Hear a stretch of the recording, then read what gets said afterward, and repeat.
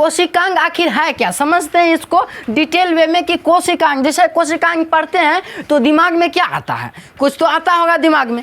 कोशिकांग देखो ध्यान से पढ़ेगा, कोशिकांग इसमें दो वर्ड है, एगो कोशिका एगो अंग। क्या है, कोशिका एगो अंग, यानी कि दो शब्दों से मिलकर के बना है, कोशिका और अंग से मिलकर के बना हमारा क्या, कोशिकांग बना, नहीं बना। कोशिका और अंग दोनों जब जुटेगा तब क्या बनता है, कोशिकांग। ऑर्गेनल्स जिसको बोलते हैं अंग्रेजी भाषा में क्या बोलते हैं, ऑर्गेनल्स। ठीक, आइए समझते हैं। जिस प्रकार से हम लोग स्कूल बैग, मान लो ये स्कूल का बैग है, स्कूल बैग, स्कूल बैग के अंदर बहुत सारा चीज करते हैं, इसमें रखते हैं, क्या सब रखते हैं इसमें सोचो, इसमें कॉपी रखते हैं, किताब रखते हैं, कलम रखते हैं, पेंसिल रखते हैं, इरेजर रखते हैं, लंच बॉक्स रखते हैं, कई सारी चीज़ें इसमें डाल देते हैं ना। तो इसके बैग के अंदर ये सारी चीज़ें रखते हैं। ठीक उसी प्रकार से हमारे शरीर में जो कोशिका होता है, कोशिका में भी कई सारा चीज़ भरा हुआ रहता है, गोल्गी बॉडी, राइबोसोम, माइटोकॉन्ड्रिया, रिक्तिका, अंतःप्रद्रवी जालिका, लाइसोसोम, लवक, रसधानी, कई सारा चीज़ इसके अंदर भरा हुआ है। हमारा बात समझ रहा है, जिस प्रकार से बैग में कई सारा चीज़ रहता है, कॉपी कलम किताब पेंसिल लंच बॉक्स हीबू हैंड टैन फलना ढिमकाना बहुत सारा चीज़ रखते हैं, उसी प्रकार से कोशिका के अंदर भी कई सारा चीज़ रहता है, कई सारा अंग रहता है, कोशिकांग रहता है, उसी को कोशिकांग कहते हैं, जिसका एक विशिष्ट काम है।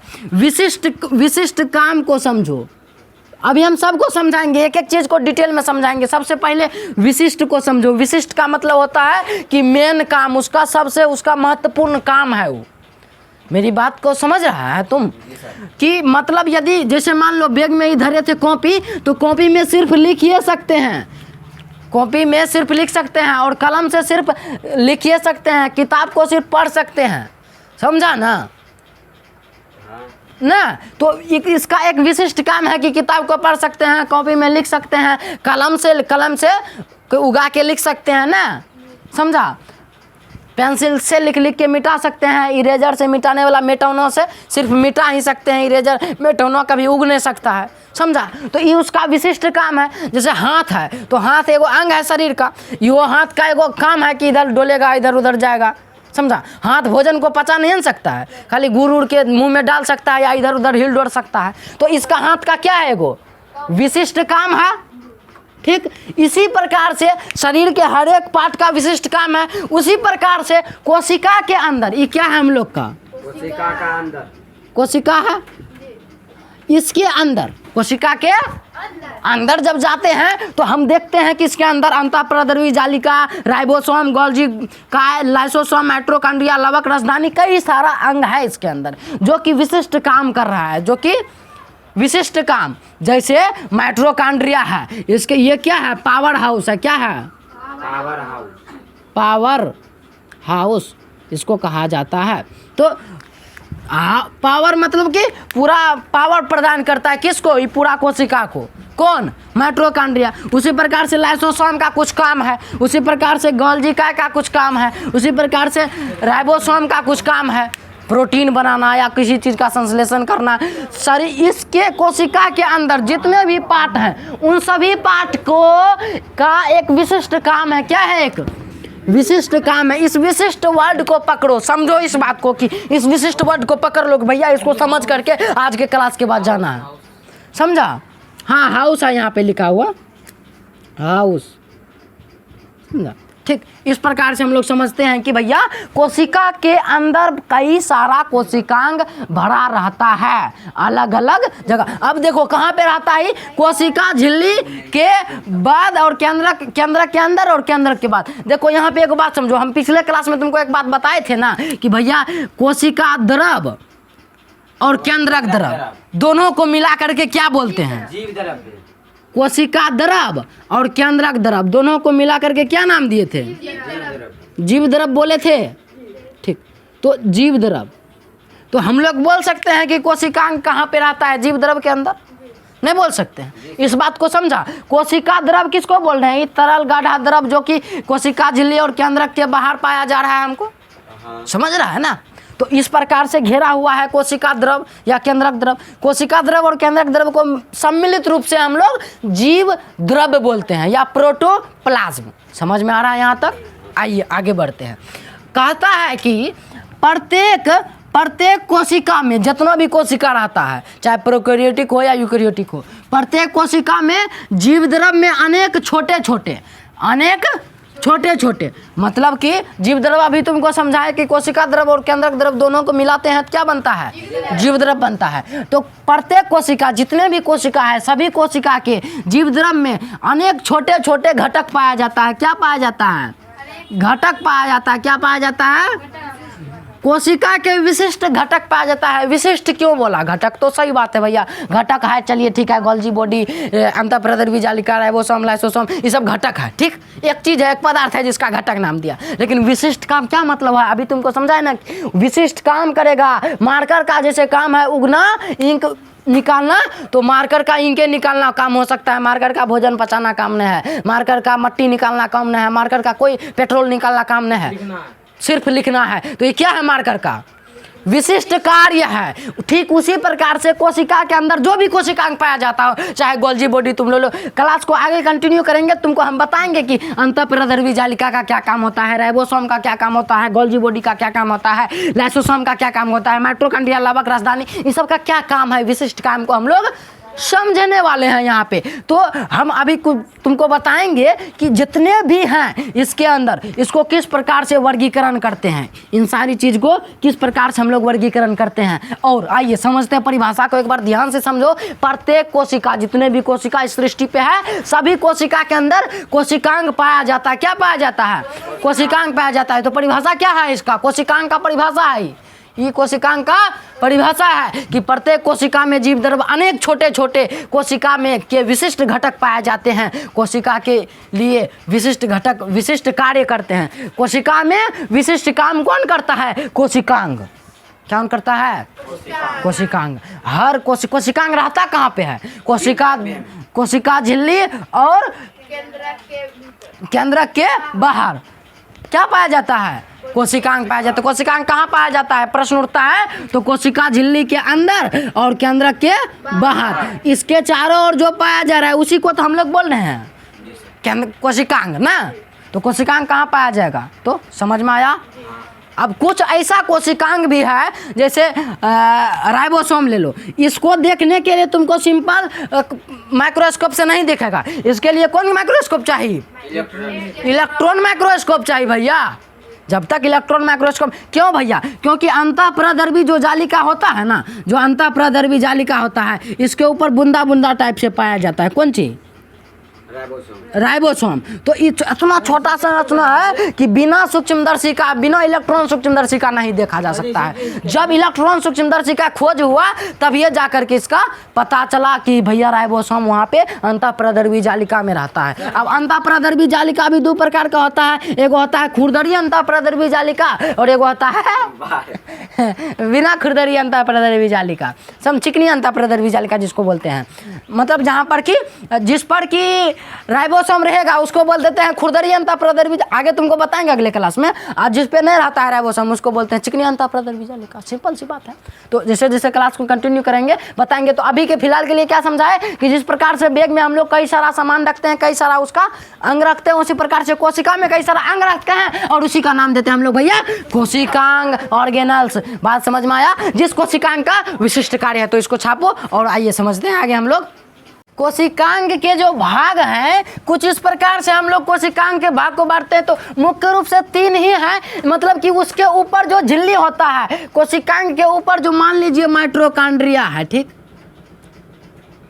तो माइटोकॉन्ड्रिया के ऊपर झिल्ली आवरण ये कैसे घिरा हुआ है, कितने आवरण से घिरा हुआ है, इसी को बोलते हैं झिल्ली। कि उसके ऊपर उसके आधार पर हम लोग बांटते हैं, ठीक ना। जैसे मान लो दोहरी झिल्ली के आधार पर, एकल झिल्ली के आधार पर, झिल्ली विहीन के आधार पर या अन्य आधार पर, इस प्रकार से हम लोग कोशिकांग को बांटते हैं, समझते हैं। तो जैसे इस पे क्या गो आवरण है? 2 गो आवरण है। तो इसका नाम पड़ जाएगा दोहरी झिल्ली। जिस पे एगो आवरण रहेगा उसका नाम पड़ जाएगा एकल झिल्ली। और जिस पे आवरण नहीं रहेगा, जैसे राइबोसोम, इस पे आवरण उवरण है, ये त्वचा विहीन है, आवरण विहीन है, तो इसके लिए इसका क्या नाम पड़ गया? झिल्ली विहीन नाम पड़ जाएगा। बात समझ में आया? हाँ ठीक। आइए तो पहले हम लोग बांटते हैं दोहरी झिल्ली के आधार पर, ठीक, जिसपे दुदुक झिल्ली होता है कोशिकांग में, माइटोकॉन्ड्रिया में दुदुक झिल्ली होता है, हरित लवक में 2 झिल्ली होता है, अब केंद्रकों में 2 झिल्ली होता है, हम लोग देखे थे ना। लेकिन ये कोशिकांग में नहीं आता है, ये तो महत्वपूर्ण भाग है, लेकिन तैयो चलो लिख लो, क्योंकि दोहरी झिल्ली होता है तो होता है भैया। लेकिन ये क्या है? एक महत्वपूर्ण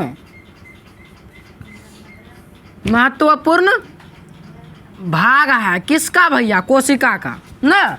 बात समझ रहा है यहाँ तक कि कोशिका अंग के ऊपर जो आवरण रहता है, उस आवरण के हिसाब से 3 भागों में 4 भागों में बांटते हैं हम लोग। दोहरी झिल्ली के आधार पर 2 रहेगा, जिसपे दोहरा 3 दोहरी झिल्ली कौन सी सब पे रहता है? माइटोकॉन्ड्रिया, हरित लवक, केंद्रक, ये तीनों पे कौन सी रहता है? 2 आवरण रहता है, इसलिए इसको कहते हैं दोहरी झिल्ली युक्त अंग, कोशिकांग। समझा सर? कोशिका भित्ति पर भी तो दोहरी झिल्ली होती है। कोशिकांग वो एक प्रकार से नहीं है। कोशिकांग एक मतलब मुख्य रूप से उसको ही बोलेंगे जो कि कोशिका द्रव में रहता है। किसमें? कोशिका द्रव में। कोशिकांग मुख्य रूप से कहाँ रहता है? कोशिका द्रव में। कोशिका द्रव में जो सारी चीज़ें, जो सारा अंग रहता है, उसको ही हम लोग कोशिकांग बोलते हैं। माइटोकॉन्ड्रिया, हरित लवक, केंद्रक पे 2 आवरण होता है, इसलिए हम लोग इसको दोहरी झिल्ली युक्त कोशिकांग बोलेंगे। समझ में आया? आइए, जिस पे एगो झिल्ली रहेगा, जैसे अंतःप्रदर्वी जालिका, एक झिल्ली रहता है, गोल्जी का एक झिल्ली रहता है, लाइसोसोम एक झिल्ली रहता है, इसलिए इसको बोलेंगे हम लोग एकल झिल्ली युक्त कोशिकांग। जिस पे झिल्ली नहीं रहेगा उसको झिल्ली विहीन कोशिकांग, जैसे राइबोसोम, जैसे तारक का या सेंट्रियोसोम, अन्य प्रकार से जैसे रिक्तिका रहता है, सूक्ष्म नालिकाएं रहता है, पक्षमाभ या कक्षाभ रहता है। इस प्रकार से जो अन्य है उसको हम लोग बांट दिए। मतलब ये झिल्ली युक्त रहे नहीं रहे इसमें वो तो अलग बात है, लेकिन कोशिकांग का भाग है इसीलिए इसको लिखा गया है। अदरवाइज हम लोग 3 प्रकार से हम लोग इधर देखे कि कोशिका दोहरी झिल्ली युक्त कोशिकांग, एकल झिल्ली युक्त कोशिकांग, झिल्ली युक्त कोशिकांग। तीनों बात समझ में आया ना कि दोहरी झिल्ली युक्त उसको बोलेंगे जिसपे 2 झिल्ली रहेगा। बातें में क्लियर है? दोहरी मतलब कि जिसपे 2 आवरण रहेगा ना, जी सर, आवरण रहेगा, उसको दोहरी झिल्ली बोलेंगे। एकल मतलब कि जिसपे 1 आवरण रहेगा। विहीन मतलब जिसपे कि कोई आवरण नहीं है, बिना आवरण का है। समझ में आ रहा है ना? तो इस प्रकार से हम लोग बांटते हैं कोशिकांग को। यहाँ तक समझ में आया? अब इन सारी चीज़ों के बारे में हम लोग एक चीज़ को डिटेल में समझते हैं। आइए, कोशिकांग का सबसे पहला भाग है हम लोग का अंतःप्रदर्वी जालिका, इसको बोलते हैं, लेकिन एनसीईआरटी में लिखा है अंतःद्रवीय जालिका। क्या लिखा है? अंतःद्रवीय जालिका। अंतःद्रवीय जालिका। इसको ही अंग्रेजी भाषा में बोलते हैं हम लोग एंडोप्लाज्मिक रेटिकुलम। क्या बोलते हैं? बगलेल बोलेगा एंडोप्लाज्मिक रेटिकुलम। बोलो ना रे, एंडोप्लाज्मिक रेटिकुलम। शॉर्ट में इसको एनसीईआरटी में लिखा हुआ है ER। क्या बोलते हैं शॉर्ट में इसको? ER। कहाँ से आया? E यहाँ से आया और R यानी कि क्या बन गया अपना? एंडोप्लाज्मिक रेटिकुलम या फिर अंतःद्रवीय जालिका।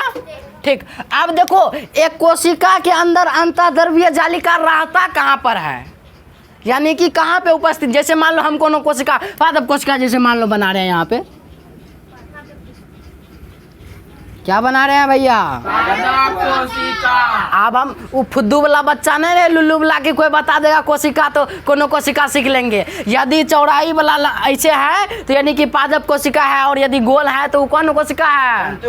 जंतु कोशिका। अब हम लोग पढ़ लिए हैं, अब फुद्दू वाला बच्चा नहीं है। अब देखो जैसे कि केंद्रक है, केंद्रक बीच में रहता है ना, समझ रहा है ना? केंद्रक बीच में है। अब इस केंद्रक में बहुत सारा चीज़ पर भरा है, छोड़ दो इसको। तो धीरे धीरे हम इसको पूरा भरेंगे, मतलब कि जैसे जैसे कोशिकांग अपना पूरा होते जाएगा तो कोशिका पूरा भर जाएगा। समझ में आया? ठीक, आइए अब हम देखने जा रहे हैं कोशिकांग। अच्छा, कोशिकांग होता क्या है, रहता कहाँ है, मतलब कि अंतःप्रदर्भी जालिका में, तो यहीं पे देखते हैं। जैसे देखो ये वाला भाग कोशिकांग है, जी जी सर। ध्यान देगा सभी, हम मारेंगे इधर उधर करने में रहता है सब खाली। कोशिका झिल्ली या कोशिका भित्ति के अंदर और केंद्रक के बाहर वाले क्षेत्र को हम लोग क्या बोलते हैं, कोशिकांग बोलते हैं। तो कोशिकांग में ही हम लोग का क्या है, अंतःप्रदर्भी जालिका। यहाँ पे क्या लिखा है, कोशिकांग लिखा है ना। कोशिकांग के अंदर क्या रहता है, अंतःप्रदर्भी जालिका, यानी कि एंडोप्लाज्मिक रेटिकुलम, यानी कि शॉर्ट में बोले तो ER। यहाँ तक कंफ्यूजन है, कोई दिक्कत नहीं, यहाँ तो सिर्फ बात है, बोले इसमें कंफ्यूजन क्या होगा। आइए अब देखो अंतःप्रदर्भी जालिका कैसा आकार का होता है और क्या काम करता है और कैसे रहता है, कहाँ पे रहता है। केंद्रक से जुड़ा हुआ रहता है। कहाँ से रहता है जुड़ा हुआ, कोशिका में। मान लो ये पूरा कोशिका है, कोशिका में केंद्रक कहाँ है, बीच में है। बीच वाला, इसको क्या बोल रहे हैं हम लोग, केंद्रक बोल रहे हैं भैया। अब हम लोग फुद्दू वाला बच्चा नहीं है कि कोई कुछ बता देगा तो ओकरा केंद्रक कह देंगे, केंद्रक किसी को बोलेंगे ना। सबसे बाहर पादप कोशिका में क्या रहेगा, कोशिका भित्ति, कोशिका भित्ति। ये सब बात बताने का जरूरत नहीं है। अब देखो समझना हम लोग क्या चाह रहे हैं, हम लोग समझना चाहते हैं कि अंतःप्रदर्भी जालिका क्या है और कहाँ रहता है। तो केंद्रक से जुड़ा हुआ कुछ इस प्रकार का संरचना है भैया, केंद्रक से जुड़ा हुआ कुछ इस प्रकार से संरचना है।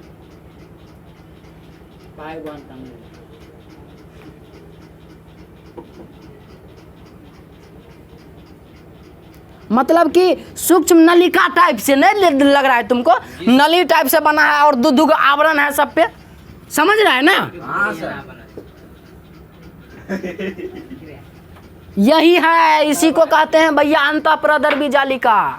समझ में आ रहा है ना। जी सर। ठीक, अब देखो इसको फिर मतलब कि दो टाइप से होता है। एगो होता है कि चिकनी अंतःप्रदर्भी जालिका, एगो होता है खुरदरी अंतःपर। जब हम तुमको आगे बताएंगे ना तो वहाँ पे प्रकार जब बताएंगे तब हम तुमको समझाएंगे कि भैया दो प्रकार से होता है। जैसे देखो यहाँ पे हम तुमको बना देते हैं,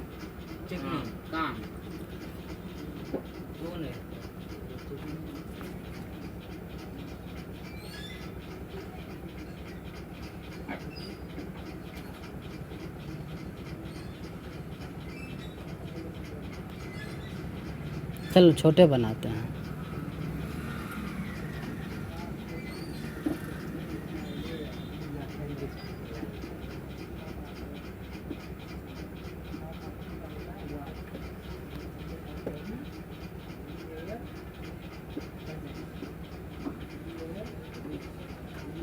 तो इस प्रकार से जिस पे एगो खुरदरा, अभी दोनों चिकने हैं, जब राइबोसोम इस पे आके चिपक जाता है, जब राइबोसोम इस पे आके चिपक जाता है तब जाकर, अच्छा राइबोसोम क्या है, तो प्रोटीन बनाने वाला फैक्ट्री है, प्रोटीन का निर्माण करता है। अभी हम तुमको कोशिकांग का ही भाग है राइबोसोम, अगले क्लास में तुमको बताएंगे कि भैया कोशिकांग में राइबोसोम कहाँ पे होता है, क्या करता है। सिंपल सी बात जान लो कि राइबोसोम एक सूक्ष्म संरचना है जो कि प्रोटीन का निर्माण करता है, प्रोटीन का संश्लेषण करता है, जिसके तौर पर हम लोग उसको बोलते हैं प्रोटीन का फैक्ट्री बोलते हैं। राइबोसोम को क्या बोलते हैं, प्रोटीन का फैक्ट्री। खैर अभी हम अंतःप्रदर्भी जालिका पे बात करते हैं। अंतःप्रदर्भी जालिका पे राइबोसोम कहाँ आया, क्योंकि भैया यहाँ पे चिपका होता है, यहाँ पे जैसे देखो यहाँ पे चिपकल है ना राइबोसोम, ये जो छोटका छोटका बुंदका है ना भैया, ये कौन लड्डू का ये नहीं है, टूटल का बूंदिया, ये है राइबोसोम। ये कौन सी है, ये राइबोसोम है भैया। तो इसमें हम लोग क्या समझे कि केंद्रक में जो अंतःप्रदर्भी जालिका है वो कैसे रहता है। अब थ्योरी में आते हैं हम लोग,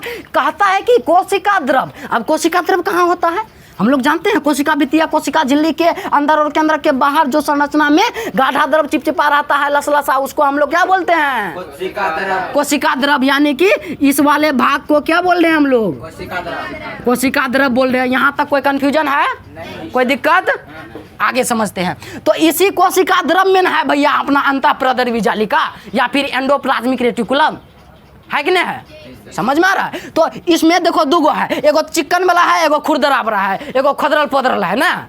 तो ठीक, आइए समझते हैं। तो यहाँ पे कहता है कोशिका द्रव के मैट्रिक्स में, मैट्रिक्स समझो, मैट्रिक्स का मतलब होता है भैया, मैट्रिक्स का मतलब होता है खाली जगह। क्या होता है, खाली जगह। यानी कि जो खाली, अब देखो कोशिका द्रव में खाली जगह नहीं है, ये सब खाली है जगह ना है, तो इसी में कौन चीज है, अंतःप्रदर्भी जालिका है कि ना। तो यही कह रहा है कि कोशिका द्रव के मैट्रिक्स में दोहरी झिल्ली, कोशिका द्रव के मैट्रिक्स तक बात समझ में आया, यानी कि कोशिका द्रव में जो खाली जगह होगा, समझ रहे, कोशिका द्रव में जो खाली जगह है और में दोहरी झिल्ली है ना, दूगो झिल्ली है ना, दूगो झिल्ली है ना, यानी कि दोहरा झिल्ला है या दोहरी आवरण है, समझ में आ रहा है, समझा।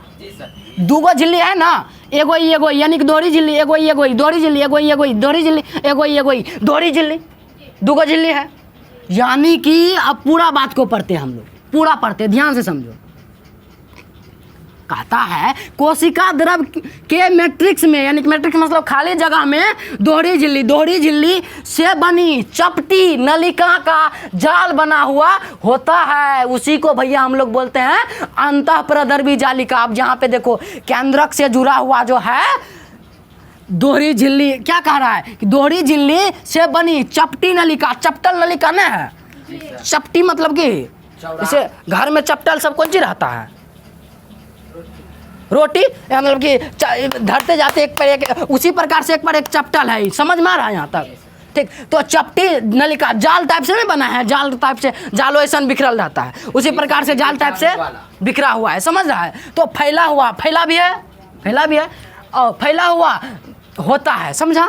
इसी को हम लोग बोलते हैं, इसे ही क्या बोलते हैं, अंतःप्रदर्भी जालिका कहते हैं, या फिर शॉर्ट में लिखे तो एंडोप्लाज्मिक रेटिकुलम कहते हैं, या फिर और शॉर्ट में लिखो तो ER कहते हैं।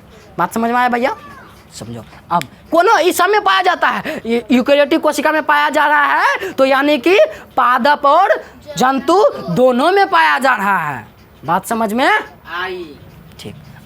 आगे बढ़ते हैं। आइए अगला पार्ट हम लोग का, कहीं यानी कि कोनो भविष्यवाणी में कहीं पर कोनो पे ये नलिकाएं प्लाज्मा झिल्ली से लेकर केंद्रक कला तक फैली होती है। समझो बात को कि कहीं क्या होता है, कोनो कोशिका के अंदर, मतलब बाई चांस यदि हो जाए गलती से तो नहीं होता है, गाँव घर में कहीं बाई चांस गलती से कोई भाग जाता है, बियाने करता है, तो वहीं पे कहीं गलती से यदि कोनो कोशिका के अंदर हो ऐसा, तो ये नलिका जो होता है केंद्रक से लेकर प्लाज्मा झिल्ली तक फैला होता है। यहाँ पे क्या लिखा है, प्लाज्मा झिल्ली से लेकर केंद्रक कला तक। केंद्रक कला मतलब केंद्रक का जो झिल्ली है ये बाहर वाला, इसी को तो केंद्रक कला बोल रहे हैं। ये केंद्रक कला से लेकर ये प्लाज्मा झिल्ली तक फैला होता है, यानी कि ये और आगे बढ़ जाता है, समझ रहा है यहाँ तक, यानी कि यहाँ पे आके फैल जाता है। कहीं पे हर चीज में, हर कोशिका में होगा, इसका बात का कोई संभव नहीं है, संभावना नहीं है, कहीं पे, इसीलिए यहाँ पे लिख दिया गया है कहीं पे। यहाँ तक बात समझ में आया क्या है। अब अंतःप्रदर्भी जालिका यदि बोले रहे हैं तो दिमाग में क्या आ रहा है, सबसे पहले तो देखो उस बात के अंदर घुसने का कोशिश करो कि अंतःप्रदर्भी जालिका यानी कि एंडोप्लाज्मिक रेटिकुलम का क्या मीनिंग है। अंतःप्रदर्भी जालिका यानी कि द्रव टाइप से होगा और एक जाल बना होगा, इसीलिए इसको क्या बोल देते हैं हम लोग, अंतःप्रदर्भी जालिका। बात को समझो, रटने वाली बात नहीं है कि भैया कोशिका द्रव के मैट्रिक्स में दोहरी झिल्ली से बनी एक नलिका, चपटी नलिका को हम लोग कहते हैं अंतःप्रदर्भी जालिका। रटना नहीं है, इसको समझो कि सच में होता है कि नहीं, तुमको दिख रहा है कि नहीं दिख रहा है, सच में है कि नहीं है। यहाँ पे दिख रहा है ना तुमको कि केंद्र से एक जुड़ा हुआ कोई संरचना है जो चपटी नलिका का सूक्ष्म नलिका है, जो कि जाल के रूप में बना है, इसीलिए इसको अंतःप्रदर्भी जालिका बोल रहे हैं। अंग्रेजी में क्या बोलते हैं, एंडोप्लाज्मिक रेटिकुलम। तो हमको लगता है कि दोनों बात तुमको समझ में आ गया, तो पहले छापो, उसके बाद आगे बढ़ते हैं हम लोग। एंडोप्लाज्मिक रेटिकुलम के प्रकार पे बात करते हैं, तो अंतःप्रदर्भी जालिका 2 प्रकार का होता है, समझो इस बात को। अंतःप्रदर्भी जालिका 2 प्रकार का होता है, एक होता है चिकनी अंतःप्रदर्भी जालिका और एक होता है खुरदरी अंतःप्रदर्भी जालिका। समझो, लिखो मत कोई, समझो सब। पहला प्रकार है चिकनी अंतःप्रदर्भी जालिका और दूसरा है खुरदरी अंतःप्रदर्भी जालिका। इसको हम लोग बोलते हैं अंग्रेजी में स्मूथ एंडोप्लाज्मिक रेटिकुलम। क्या बोलते हैं, स्मूथ एंडोप्लाज्मिक रेटिकुलम। और खुरदरी अंतःप्रदर्भी जालिका को बोलते हैं रफ एंडोप्लाज्मिक रेटिकुलम। शॉर्ट में इसको क्या बोलते हैं, SER, समझा। और इसको क्या बोलेंगे, RE। शॉर्ट नाम अधिकतर NCERT में देखते हैं मेंशन है, तो शॉर्ट नाम भी याद रखेगा भैया। तो यहाँ तक समझ में आया? ठीक। अब देखो एगो जो है कोशिका के अंदर कहाँ पे चिकनी अंतःप्रदर्भी जालिका रहता है और कहाँ पे खुरदरी अंतःप्रदर्भी जालिका रहता है, इसको समझते हैं। जैसे देखो ये कोशिका में अंतःप्रदर्भी जालिका दोनों है, तो जो चिकन है जिस पे राइबोसोम का अनुपस्थिति होता है, जिस पे राइबोसोम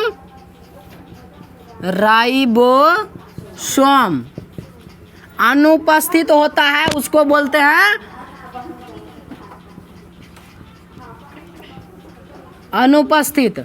जिस पे राइबोसोम अनुपस्थित होता है उसको बोलते हैं चिकनी अंतःप्रदर्भी जालिका। यानी कि भैया इस कोशिका में ही कौन सी है? चिकनी अंतःप्रदर्भी जालिका, यानी कि स्मूथ एंडोप्लाज्मिक रेटिकुलम। समझ में आया? ठीक। तो उसी प्रकार से होता है खुरदरी अंतःप्रदर्भी जालिका। खुरदरी अंतःप्रदर्भी जालिका में राइबोसोम जो होता है वो उपस्थित होता है। क्या होता है? उसी के वजह से तो खुरदरी होता है। जैसे राइबोसोम जाके चिपकता है ना, तो इसको हम लोग क्या बोलते हैं? आर। यानी कि जब किसी भी अंतःप्रदर्भी जालिका पे राइबोसोम जाकर चिपक जाएगा तब जाके उसका क्या नाम पड़ जाएगा भैया? रफ एंडोप्लाज्मिक रेटिकुलम या फिर खुरदरी अंतःप्रदर्भी जालिका। समझ रहा है ना? तो इसीलिए तो पहला बात समझा कि चिकनी अंतःप्रदर्भी जालिका को शॉर्ट में SER कहते हैं या फिर स्मूथ एंडोप्लाज्मिक रेटिकुलम, और खुरदरी अंतःप्रदर्भी जालिका को रफ एंडोप्लाज्मिक रेटिकुलम बोलते हैं। इसमें राइबोसोम अनुपस्थित होता है, यानी कि इस पे राइबोसोम नहीं रहता है, और इसमें राइबोसोम उपस्थित रहता है, यानी कि इस पे राइबोसोम रहता है। समझा? चित्र में देख के देख सकता है कि इस पे राइबोसोम है। ये जो छोटका छोटका जो बूंद का है ना, इसको क्या बोल रहे हैं हम लोग? इसी को तो राइबोसोम बोल रहे हैं भैया। समझा? राइबोसोम। ठीक, आगे बढ़ते हैं। तो इसका जो झिल्ली होता है अंतःप्रदर्भी जालिका का, जो झिल्ली है ये क्या है? झिल्ली है ना जी। ये झिल्ली कौन चीज से बना होता है? तो ये झिल्ली बना होता है प्रोटीन और फास्फोलिपिड से। कौन चीज बना होता है? प्रोटीन और फास्फोलिपिड से। जैसे तुमको यदि हम ये पूछे कि कोशिका भित्ति कौन चीज बना है, तो तुम लोग बताएगा कि भैया सेलुलोज से बना होता है। उसी प्रकार से यदि पूछा जाएगा कि अंतःप्रदर्भी जालिका जो होता है उसका झिल्ली कौन चीज से बना होता है, तो बताएगा क्या? प्रोटीन और फास्फोलिपिड से। समझा? ठीक। और इसकी मोटाई कितना होता है? तो एंगस्ट्रॉन्ग में इसकी मोटाई होता है। एंगस्ट्रॉन्ग में 60 एंगस्ट्रॉन्ग होता है। कितना होता है मोटाई इसका? 60 एंगस्ट्रॉन्ग। और समझो इसका कार्य क्या क्या है? किसका कार्य? एंडोप्लाज्मिक रेटिकुलम का क्या कार्य है? एंडोप्लाज्मिक रेटिकुलम का क्या कार्य है? तो राइबोसोम जो होता है ना, तुमको पता है कि वाला छोटका छोटका बूंद का वाला भाग भैया राइबोसोम है ना? तो ये जो राइबोसोम होता है ये कौन सी करता है? प्रोटीन का निर्माण करता है। प्रोटीन का निर्माण करता है, प्रोटीन का संश्लेषण करता है। किस पे आकर के? खुरदरी अंतःप्रदर्भी जालिका पे चिपक करके। समझा? चिपक जातू किससे चिपक जातू होगा?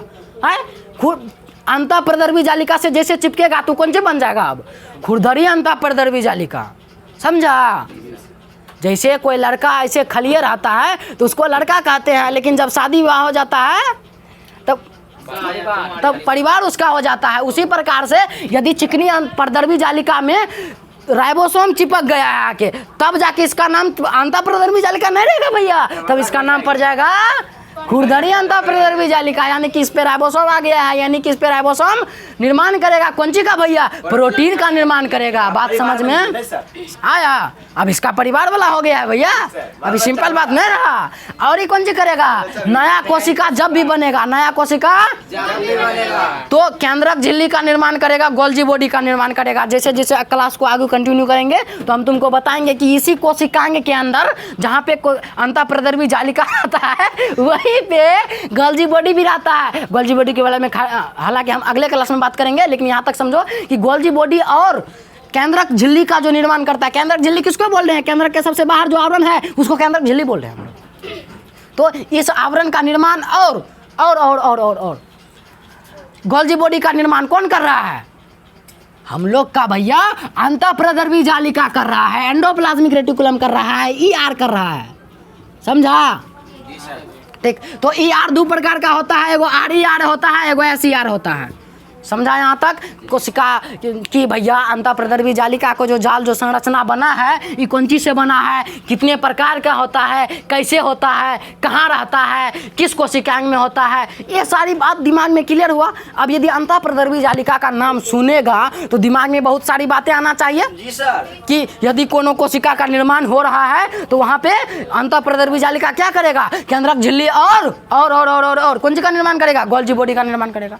बात में दिमाग में आना चाहिए, बात दिमाग में आना चाहिए कि कोशिका द्रव के अंदर जो जालिका नुमा संरचना फैला होता है उसी को एंडोप्लाज्मिक रेटिकुलम कहते हैं। बात दिमाग में आना चाहिए कि इसका दो प्रकार होता है, SER और RER। बात दिमाग में आना चाहिए कि राइबोसोम जिस पे उपस्थित रहेगा वो खुरदरी होगा और जिस पे राइबोसोम अनुपस्थित रहेगा वो चिकनी होगा। इतना तो बातें दिमाग में आ रहा है, यानी कि तुम एंडोप्लाज्मिक रेटिकुलम समझ गया है। तो छापो इसको, उसके बाद आगे बात करेंगे। कोशिकांग का अगला पार्ट है हम लोग का राइबोसोम। पहला पार्ट हम लोग जान चुके हैं अंतःप्रदर्भी जालिका। अच्छा, ये जो राइबोसोम है ये कहाँ पे होता है, कोशिका के अंदर कहाँ पे होता है समझते हैं। जैसे मान लो ये कोशिका हम बनाए, ठीक, कौन कोशिका है भैया, जंतु कोशिका है। कौन कोशिका है, जंतु कोशिका। जंतु कोशिका है, इसमें केंद्रक है, ठीक। अब इस वाले भाग में हम लोग अंतःप्रदर्भी जालिका को कल पढ़ चुके हैं ना, कल पढ़े हम लोग अंतःप्रदर्भी जालिका के बारे में।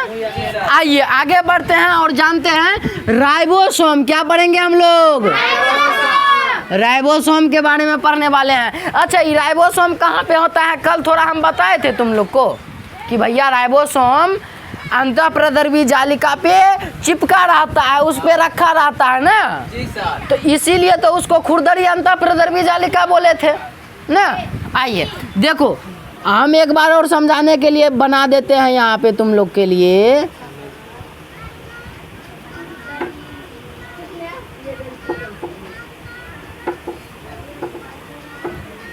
यदि अंतःप्रदर्भी जालिका है और इसी पे चिपका कौन सी रहता है भैया, राइबोसोम। राइबोसोम एक छोटा सा इस प्रकार का होता है, इस प्रकार का होता है, इसे ये दो चीज से मिल करके बना होता है, दो चीज से।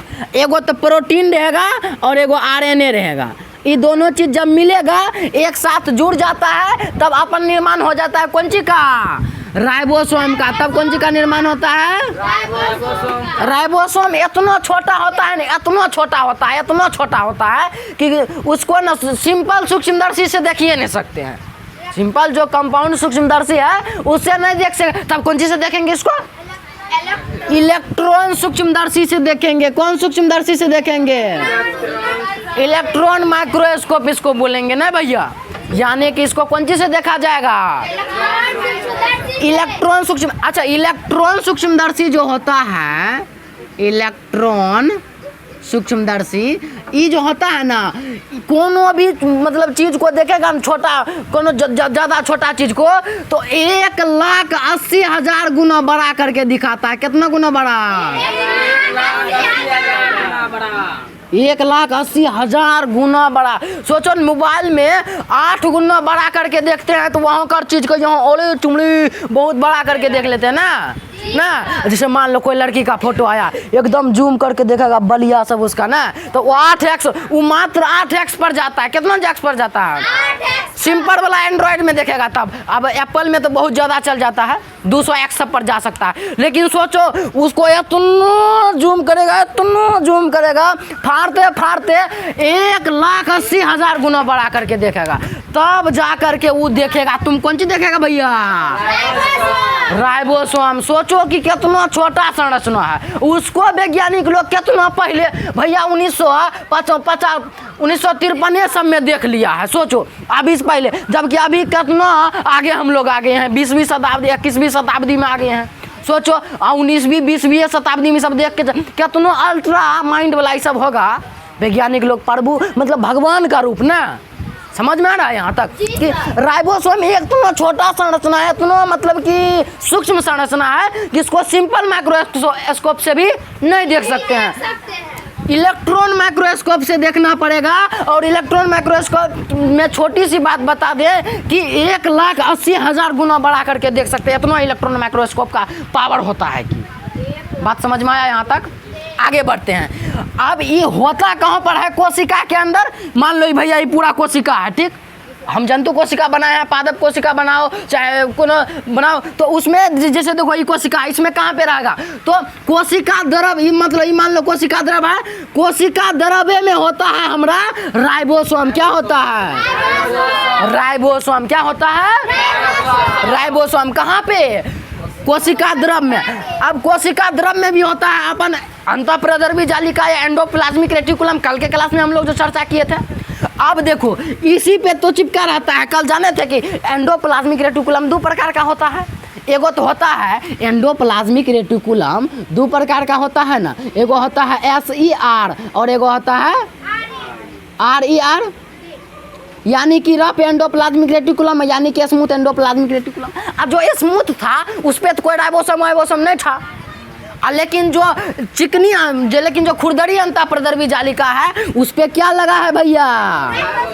राइबोसोम लगा है। क्या लगा है? उसी के वजह से ये कैसा क्या कहलाता है?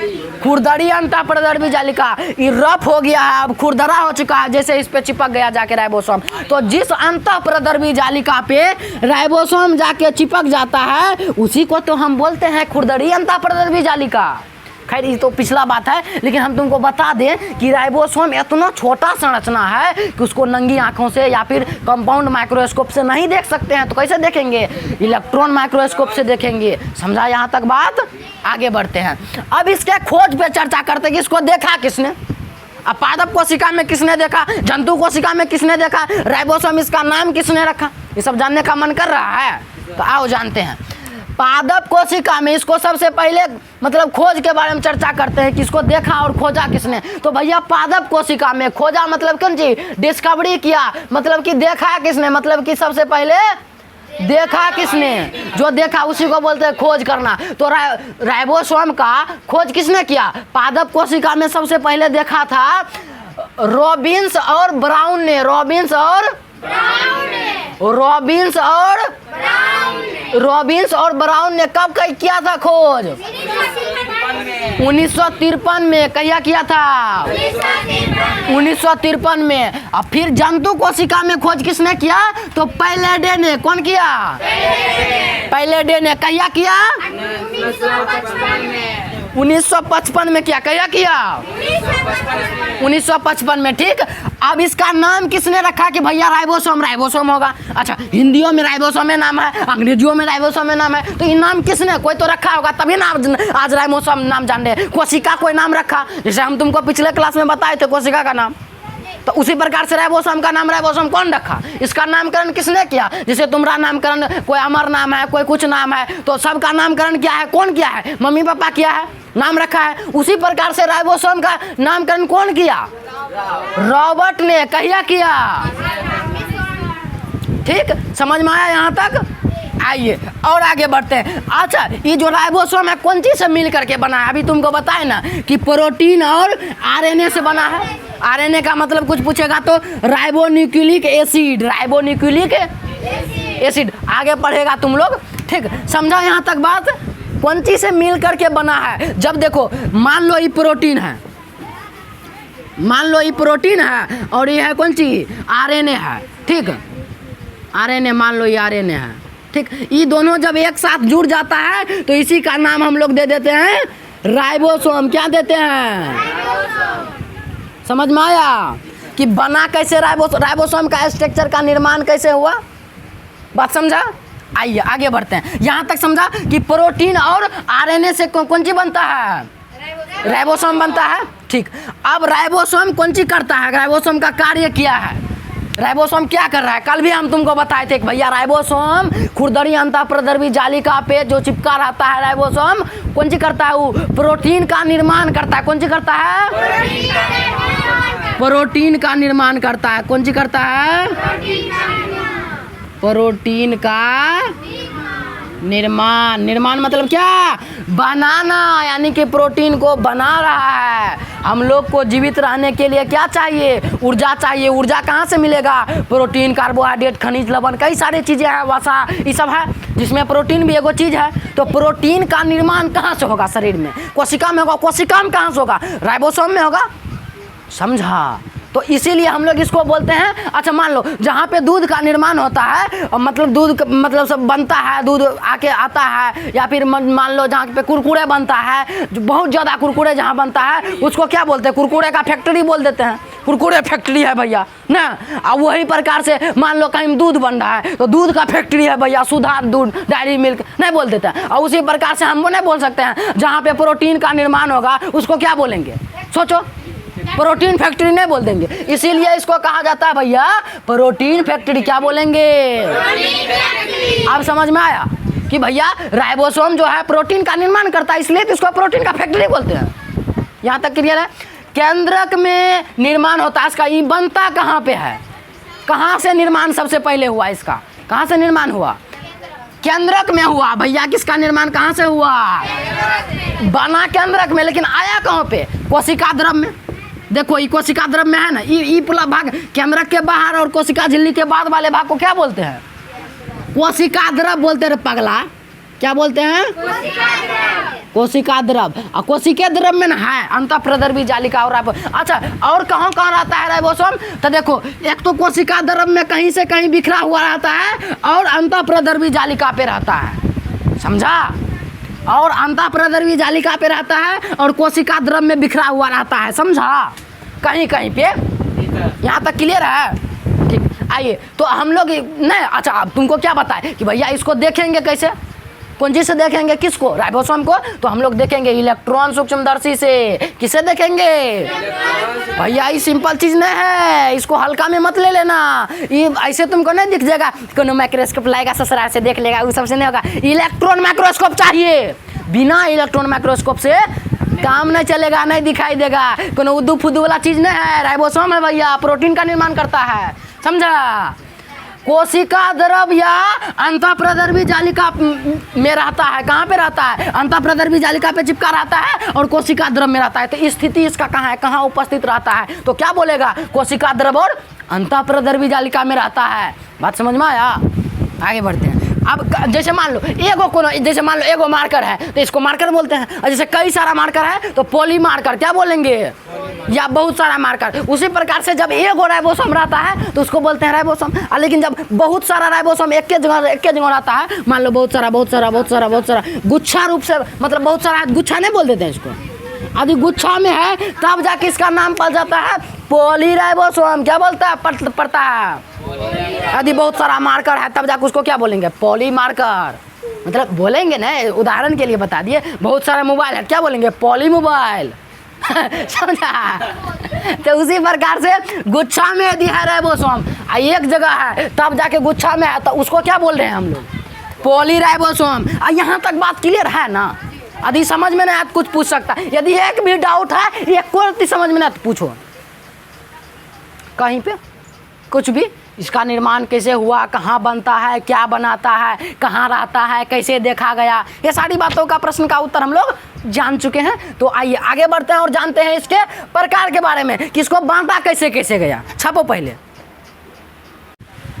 आइए राइबोसोम के प्रकार को समझते हैं, यानी कि उसको कैसे देखा जाता है। तो राइबोसोम जो होता है ना भैया, उसमें उसको देखने के लिए वो तो हमको पता है कि बहुत छोटा होता है राइबोसोम। और जब बहुत छोटा होता है तो उसको छोटका को निकालेंगे कैसे? तो वो पूरा जो वैसा घोल होता है ना, सबको निकाल लेते हैं, समझा? क्या समझाने का कोशिश कर रहे हैं? मान लो ये कोशिका है और ये कोशिका है, इसमें केंद्रक है, इसमें मान लो ये राइबोसोम है। यदि राइबोसोम को निकालेंगे तो खाली तो छुच्छे एकरा नहीं निकालेंगे ना, यानी कि जब ये निकालेंगे तो एक आसपास जितना घोल होगा वो निकल जाएगा। तो ये पूरा को मान लीजिए चम्मच से निकाल लिए, इसको चम्मच से निकाल लिए काट के, इतनों को निकाल के बाहर किए। ये घोल है, कौन सी है? एक प्रकार का घोल है। अब इस घोल को हम लोग देखना पड़ेगा, जांचना पड़ेगा ना। इसी प्रकार से तो इस घोल को जांचने के लिए एगो यंत्र बनाया गया है। क्या बनाया गया है? यंत्र बनाया गया है। इसी यंत्र का नाम है अल्ट्रासेंट्रीफ्यूज। क्या नाम है भैया? अल्ट्रासेंट्रीफ्यूज। तो इसके अध्ययन करने के लिए तो यहाँ पे क्या लिखा गया है कि भैया राइबोसोम का अध्ययन करने के लिए अल्ट्रासेंट्रीफ्यूज नामक यंत्र का निर्माण किया गया है। बात समझ में आया? तो ये क्या है, जो इसका घोल होता है इसी के राइबोसोम के घोल को जांचने के लिए, देखने के लिए एक यंत्र बनाया गया है जिसका नाम है अल्ट्रा, मतलब कि छोटा सा एक मशीन होगा जिसमें कि डाल करके राइबोसोम को घुमा करके पता किया जाता होगा, उसी का नाम पड़ गया क्या, अल्ट्रा सेंट्रीफ्यूज यंत्र। बात समझ में आया? ठीक। तो इस राइबोसोम, इसमें क्या किया जाता है भैया, राइबोसोम के घोल को डाला जाता है, राइबोसोम के घोल को डाला जाता है किस में, अल्ट्रा सेंट्रीफ्यूज में। जैसे डालेंगे तो मतलब क्या, विभिन्न प्रकार के नली में डालकर घुमाया जाता है। तो जैसे इसमें डाला जाता है तो उसमें कई सारा नली रहता है, द्रव जाने वाला अलग राइबोसोम, तो उसमें पकड़ के गिरगिरा देता है उसमें पकड़ के। तो तब जाके जब गिरगिराता है ना, तब उसमें जब जैसे मान लो कि पानी है, अब पानी में कोनो भारी चीज़ और हौला चीज़ डाल के उसको एकदम गिरगिरा देगा, हिला देगा, तो कौन चीज़ होगा, तो कौन चीज़ होगा, तो पानी में जो बड़का चीज़ होगा, मतलब भारी चीज़ होगा, नीचे आ जाएगा, हौला चीज़ ऊपर आ जाएगा ना। तो उसी प्रकार से होता है यो, उसी प्रकार से यो घोल होता है, उसी प्रकार से यो अल्ट्रा सेंट्रीफ्यूज यंत्र होता है। तो इसी प्रकार उसमें राइबोसोम डाला जाता है, घुमाया जाता है, तब जाके क्या होता है भैया, विभिन्न प्रकार के, विभिन्न आकार के राइबोसोम होता है उसमें, छोटा बड़ा, जो छोटा होता है, जो भारी होता है नीचे चल जाता है, और जो हौला होता है, हल्का होता है, ऊपर आ जाता है। तो भिन्न भिन्न गति से तली में बैठते हैं। तली में मतलब नीचे बैठ जाएगा। जैसे मान लो भैया, जब बोतल ना है, ये बोतल है, आई बोतल को जैसे घुमाए, इसमें बड़का वाला चीज़ ऊपर, मतलब छोटा वाला जो चीज़ होगा, जो बहुत कम हौला होगा, ऊपर चल जाएगा। अब बिना हौला वाला, मतलब बहुत भारी वाला, नीचे आ जाएगा। तो उसी प्रकार से तली में बैठ जाएगा भारी वाला चीज़। इस गति को एक नाम दिया जाता है, इस गति को एक नाम दिया जाता है जिसका नाम है अवसादन गुणांक। क्या नाम दिया जाता है? अब अवसादन गुणांक है क्या, तो जब अल्ट्रा सेंट्रीफ्यूज नामक यंत्र में हम लोग राइबोसोम का घोल डालते हैं और जब उसको विभिन्न प्रकार से घुमाते हैं, तब जाके हमको जो चीज़ें नीचे मिलती है, तली में जो बैठा होता है, जो ऊपर बैठा होता है, उसी प्रक्रिया को हम लोग बोलते हैं अवसादन गुणांक। क्या बोलते हैं? अवसादन गुणांक। बात समझा? आइए आगे बढ़ते हैं। जब अवसादन, तो यहाँ पे नीचे जगह नहीं था तो हम यहाँ लिख लिए, अदरवाइज आप लोग नीचे लिखिएगा। तो इस अवसादन गुणांक के आधार पर अब राइबोसोम का वर्गीकरण किया गया, मतलब कि इसको बांटा गया, इसका प्रकार बनाया गया। तो प्रकार बनाया मतलब कि आकार के हिसाब से, एक प्रकार से नहीं कह सकते हैं कि जो जिसका आकार बहुत बड़ा होगा, जिसके मतलब कि हल्का होगा ऊपर हो जाएगा, और जिसका आकार छोटा होगा और भारी होगा वो नीचे चल जाएगा। तो जो छोटका वाला होता है ना वो हल्का होता है, जो भारी वाला होता है वो बड़ा होता है। तो बड़का वाला जो होता है ना राइबोसोम, उसको बोलते हैं 80S प्रकार का। क्या नाम दिया गया? 80S प्रकार। और जो छोटका वाला होता है, जो हल्का होता है, उसका नाम दिया गया 70S प्रकार का। तो दूगो प्रकार हो गया राइबोसोम का। ये दोनों राइबोसोम का प्रकार है भैया। पहला प्रकार है हम लोग का 80S प्रकार का, और दूसरा प्रकार है हम लोग का 70S प्रकार का। जो 80S प्रकार का होता है, सोचो ये भारी है और बड़ा वाला है, तो यानी कि मतलब कि बड़े बड़े जीवों में पाया जाता होगा, यानी कि मानव में पाया जाता होगा, जंतु में पाया जाता होगा, और मानव और पादप में पाया जाता होगा। यानी कि मानव और पादप वाला कोशिका को क्या बोलते हैं सम्मिलित रूप से? यूकैरियोटिक कोशिका। यानी कि ये कौन कोशिका में पाया जा रहा है? यूकैरियोटिक कोशिका में। और जो छोटा वाला होता है कौन में पाया जाता है? प्रोकैरियोटिक कोशिका में। तो यहाँ से छोटा सा बात तुम लोग समझेगा कि राइबोसोम का जो प्रकार है, 2 प्रकार का होता है, 80S प्रकार का और अच्छा S का है लगाते हैं। S का क्या मीनिंग है भैया, क्यों S लगाते हैं? देखो, जैसे नापने के लिए, इसको नापने के लिए मापन का विधि है S। जैसे हम लोग कोनो चीज़ गेहूँ नापने जाते हैं, या फिर आम का सीजन चल रहा है, आम नापेंगे, कौन चीज़ नापेंगे? कौन चीज़ में नापेंगे? लीटर में नापेंगे, आम किलो में नापेंगे, उसका मापन विधि है एगो। उसी प्रकार से राइबोसोम का भी मापन विधि दिया गया है। कैसे दिया गया? तो S का यहाँ पे देखो, S यहाँ जो S लिखा है, इसका क्या, इस गति में, उसमें जो घुमा रहे तो उसमें जो गति हुआ, अवसादन गुणांक में जो गति हुआ को मापने की इकाई को स्वीडेनबर्ग यूनिट कहते हैं। क्या बोलते हैं? स्वीडेनबर्ग यूनिट बोलते हैं। जैसे हम लोग आलू को, आम को, ये सब खाने वाले जितने भी पदार्थ हैं उसको मापने के लिए केजी में मापते हैं। जैसे दूध को मापने के लिए लीटर में मापते हैं। दूध को फीट में मापेंगे, कौन चीज़? कपड़ा कौन फीट में मापेंगे? तो हर चीज़ को मापने का एक इकाई दिया गया है। तो तो उसी प्रकार से इसको किसको राइबोसोम को मापने के लिए स्वीडेनबर्ग यूनिट है, तो स्वीडन में एस आता है, इसीलिए एस इसका शॉर्ट में नाम पड़ गया। और इस एस को हम बोलते हैं 80 प्रकार, 70 प्रकार। तो इस प्रकार से राइबोसोम का प्रकार हो गया। समझा यहाँ तक?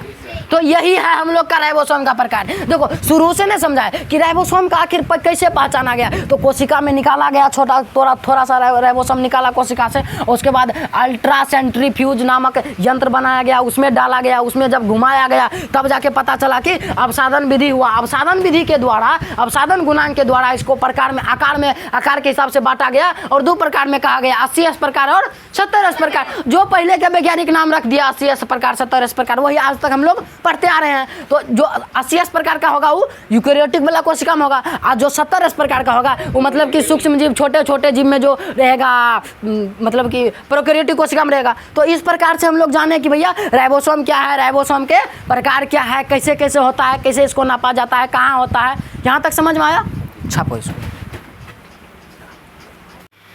कोशिकांग का अगला पार्ट है हम लोग का गोल्जी का, या फिर गोल्जी उपकरण, या फिर अंग्रेजी में इसको बोलते हैं गोल्गी एपेरेटस। क्या बोलते हैं अंग्रेजी में? Golgi apparatus. आइए सब ये सब मतलब छोड़ दो, ये सब छोड़ दो, क्या लिखा है भूल जाओ सब चीज। सबसे पहले समझो कि होता कहाँ पे है, कोशिका के अंदर। यदि कोशिका है मान लो, इसके अंदर कहाँ पे क्या सब रखा है ये समझ जाएगा तो ये सब कुछ नहीं, सब उड़ जाएगा।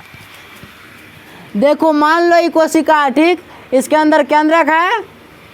यहाँ तक समझ में आ रहा है? हाँ सर, यहाँ तक समझ में आ रहा है। ठीक, अब इसके अंदर गोल्गी एपेरेटस भी है, यानी कि यही गोल्जी उपकरण। इसके अंदर माइटोकॉन्ड्रिया भी है।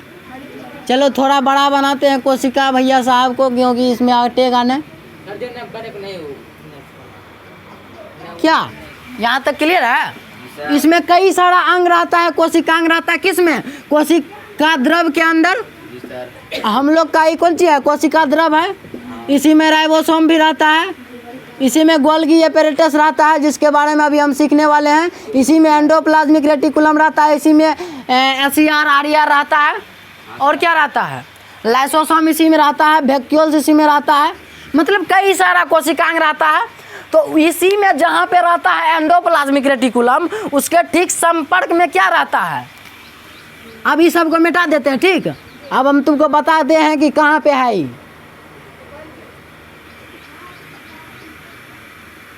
चलो देखो समझो ध्यान से कि यहाँ पे हम तुमको बताए थे कि केंद्रक से जुड़ा हुआ नलिका समान संरचना कौन सी रहता है? अंतःप्रदर्भी जालिका नहीं बताए थे भैया? ठीक, मान लो ये अंतःप्रदर्भी है, इसी से मतलब कि ऊपर बनाना चाहिए था। चलो यहाँ पे हम बनाते हैं। तो यहीं पे रहता है क्षरनुमा संरचना। कैसा संरचना? क्षरनुमा संरचना। टेढ़ा मतलब कि इसको हम जूम करके, ये गोल्गी एपेरेटस को जूम करके नीचे बनाते हैं यहाँ पे, ठीक। देखो अब कैसा रहता है, मतलब छड़ टाइप का रहता है, टेढ़ टार रहेगा।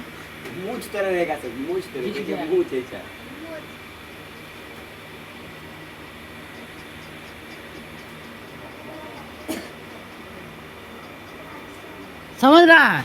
ये गोल्गी एपेरेटस है। जब हम लोग इसको एकदम कंपाउंड माइक्रो, मतलब साधारण माइक्रोस्कोप से यदि देखेंगे ना, अच्छा कोशिका में जितने भी कोशिकाएं हैं उसको देखने के लिए कोशिका को देखने के लिए माइक्रोस्कोप का जरूरत है, मतलब सूक्ष्मदर्शी का जरूरत है। अब सूक्ष्मदर्शी का यदि जरूरत है तो एकदम सिंपल सूक्ष्मदर्शी से देखेंगे तो हमको ऐसा पता चलेगा कि क्षरनुमा संरचना होता है। लेकिन जब इसको हम लोग इलेक्ट्रॉन सूक्ष्मदर्शी से देखेंगे तब जाके पता चलेगा कि इसके बाहर एक झिल्ली होती है, इसको झिल्ली बोलते हैं। अब इसको मैट्रिक्स बोलते हैं, इसको मैट्रिक्स बोलते हैं। समझा? मैट्रिक्स के अंदर द्रव भरा रहता है। क्लियर है? समझा? ठीक, समझो। ये हम लोग का क्या है? गोल्गी एपेरेटस है। क्या है? गोल्गी एपेरेटस, यानी कि गोल्जी का या फिर गोल्जी उपकरण। समझा? ठीक। अब इसका खोज किसने किया था? तो इसके नामे में मतलब कि गोल्जी कैमिलो गोल्जी इसका खोज किया था। कौन खोज किया था? Camillo Golgi. इसीलिए इसका नाम पड़ गया गोल्जी उपकरण। तो गोल्जी उपकरण क्यों बोलते हैं इसको, या गोल्जी का क्यों बोलते हैं? क्योंकि भैया इसका खोज कैमिलो गोल्जी किया था। कैमिलो गोल्जी किया था, इसीलिए इसका नाम पड़ गया गोल्जी का, या फिर गोल्जी उपकरण, या फिर गोल्गी एपैरेटस। बात समझ में आया? ठीक। अच्छा, गोल्जी जो था, कैमिलो गोल्जी कहाँ का रहने वाला था? इटली का। कहाँ का? इटली का। समझ में आया यहाँ तक? ठीक। तो देखो ये कई सारा गुच्छा में न है। कौन चीज? ये जो क्षारनुमा संरचना है, ये कैसा संरचना है? छड़ टाइप का संरचना है। ये क्षारनुमा संरचना क्या है? तो गुच्छा नहीं बोल सकते इसको। जैसे एगो अंगूर है तो अंगूर बोलते हैं, लेकिन ढेरी अंगूर रहता है एक के जगह लटकल, तो ओकरा कौन चीज बोलते हैं? अंगूर का गुच्छा। उसी प्रकार से ढेरी गोल्जी उपकरण से एक के जगह है, तो इसको कौन चीज बोलते हैं? गुच्छा। यदि तो मुड़ी हुई छड़ के समान, छड़ के गुच्छे समान होता है। कौन चीज? गोल्जी उपकरण। समझ में आया? पहला बात हम लोग का है कि खोज किसने किया? कौन चीज किया? खोज, यानी कि देखा किसने? गोल्जी उपकरण को। किसने देखा गोल्जी उपकरण को कि भैया मतलब कि कोशिका के अंदर गोल्जी उपकरण होता है? तो हमारे कैमिलो गोल्जी जो कि इटली देश के रहने वाले थे, जंतु कोशिका में देखा था। कौन कोशिका में? जंतु। समझ रहा है बात को? जंतु कोशिका में कैमिलो गोल्जी ने गोल्जी उपकरण को देखा। समझा? ठीक। कब देखा? 1898। ठीक। साधारण सूक्ष्मदर्शी में जब देखते हैं तो पता चलता है कि मतलब कि गुच्छा टाइप का संरचना है, मुड़ी हुई छड़ के गुच्छे समान संरचना पाया जाता है, जो कि गोल्जी उपकरण कहलाता है। ठीक। लेकिन जब इलेक्ट्रॉन सूक्ष्मदर्शी, यानी कि इलेक्ट्रॉन सूक्ष्मदर्शी में कैसे देखते हैं? इलेक्ट्रॉन सूक्ष्मदर्शी में कोनो चीज़ को देखते हैं ना, तो 1,80,000 गुना बड़ा करके दिखाता है। कौन? इलेक्ट्रॉन सूक्ष्मदर्शी। कितना मोबाइल में 8x तक देख सकते हैं हम लोग, लेकिन 8 गुना बड़ा करके। लेकिन इसमें 1,00,000, समझ, 1,00,000 गुना बड़ा, और बाद 80,000 गुना बड़ा करके देखा। तब जाके पता चला कि इसके बाहर एक आवरण रहता है। क्या रहता है? चारों तरफ झिल्ली से घिरी समांतर नलिका की तरह होती है। क्या समझा? समांतर मतलब कि इसके बीच कुछ न कुछ अंतर रहेगा, सटल नहीं रहेगा, कुछ न कुछ अंतर रहेगा, खाली जगह रहेगा। समझा? किसके बीच? गोल्जी उपकरण के मैट्रिक्स के बीच। इसको क्या बोल रहे हैं हम लोग? मैट्रिक्स बोल रहे हैं। मैट्रिक्स। इसको झिल्ली बोल रहे हैं। बाहर से कौन सी है? झिल्ली बोल रहे हैं। किसका झिल्ली? गोल्जी उपकरण झिल्ली। समझा? ठीक। तो सबसे ऊपर देखो, अब यहाँ पे एक और बात समझो। सबसे ऊपर इस प्रकार का संरचना होता है,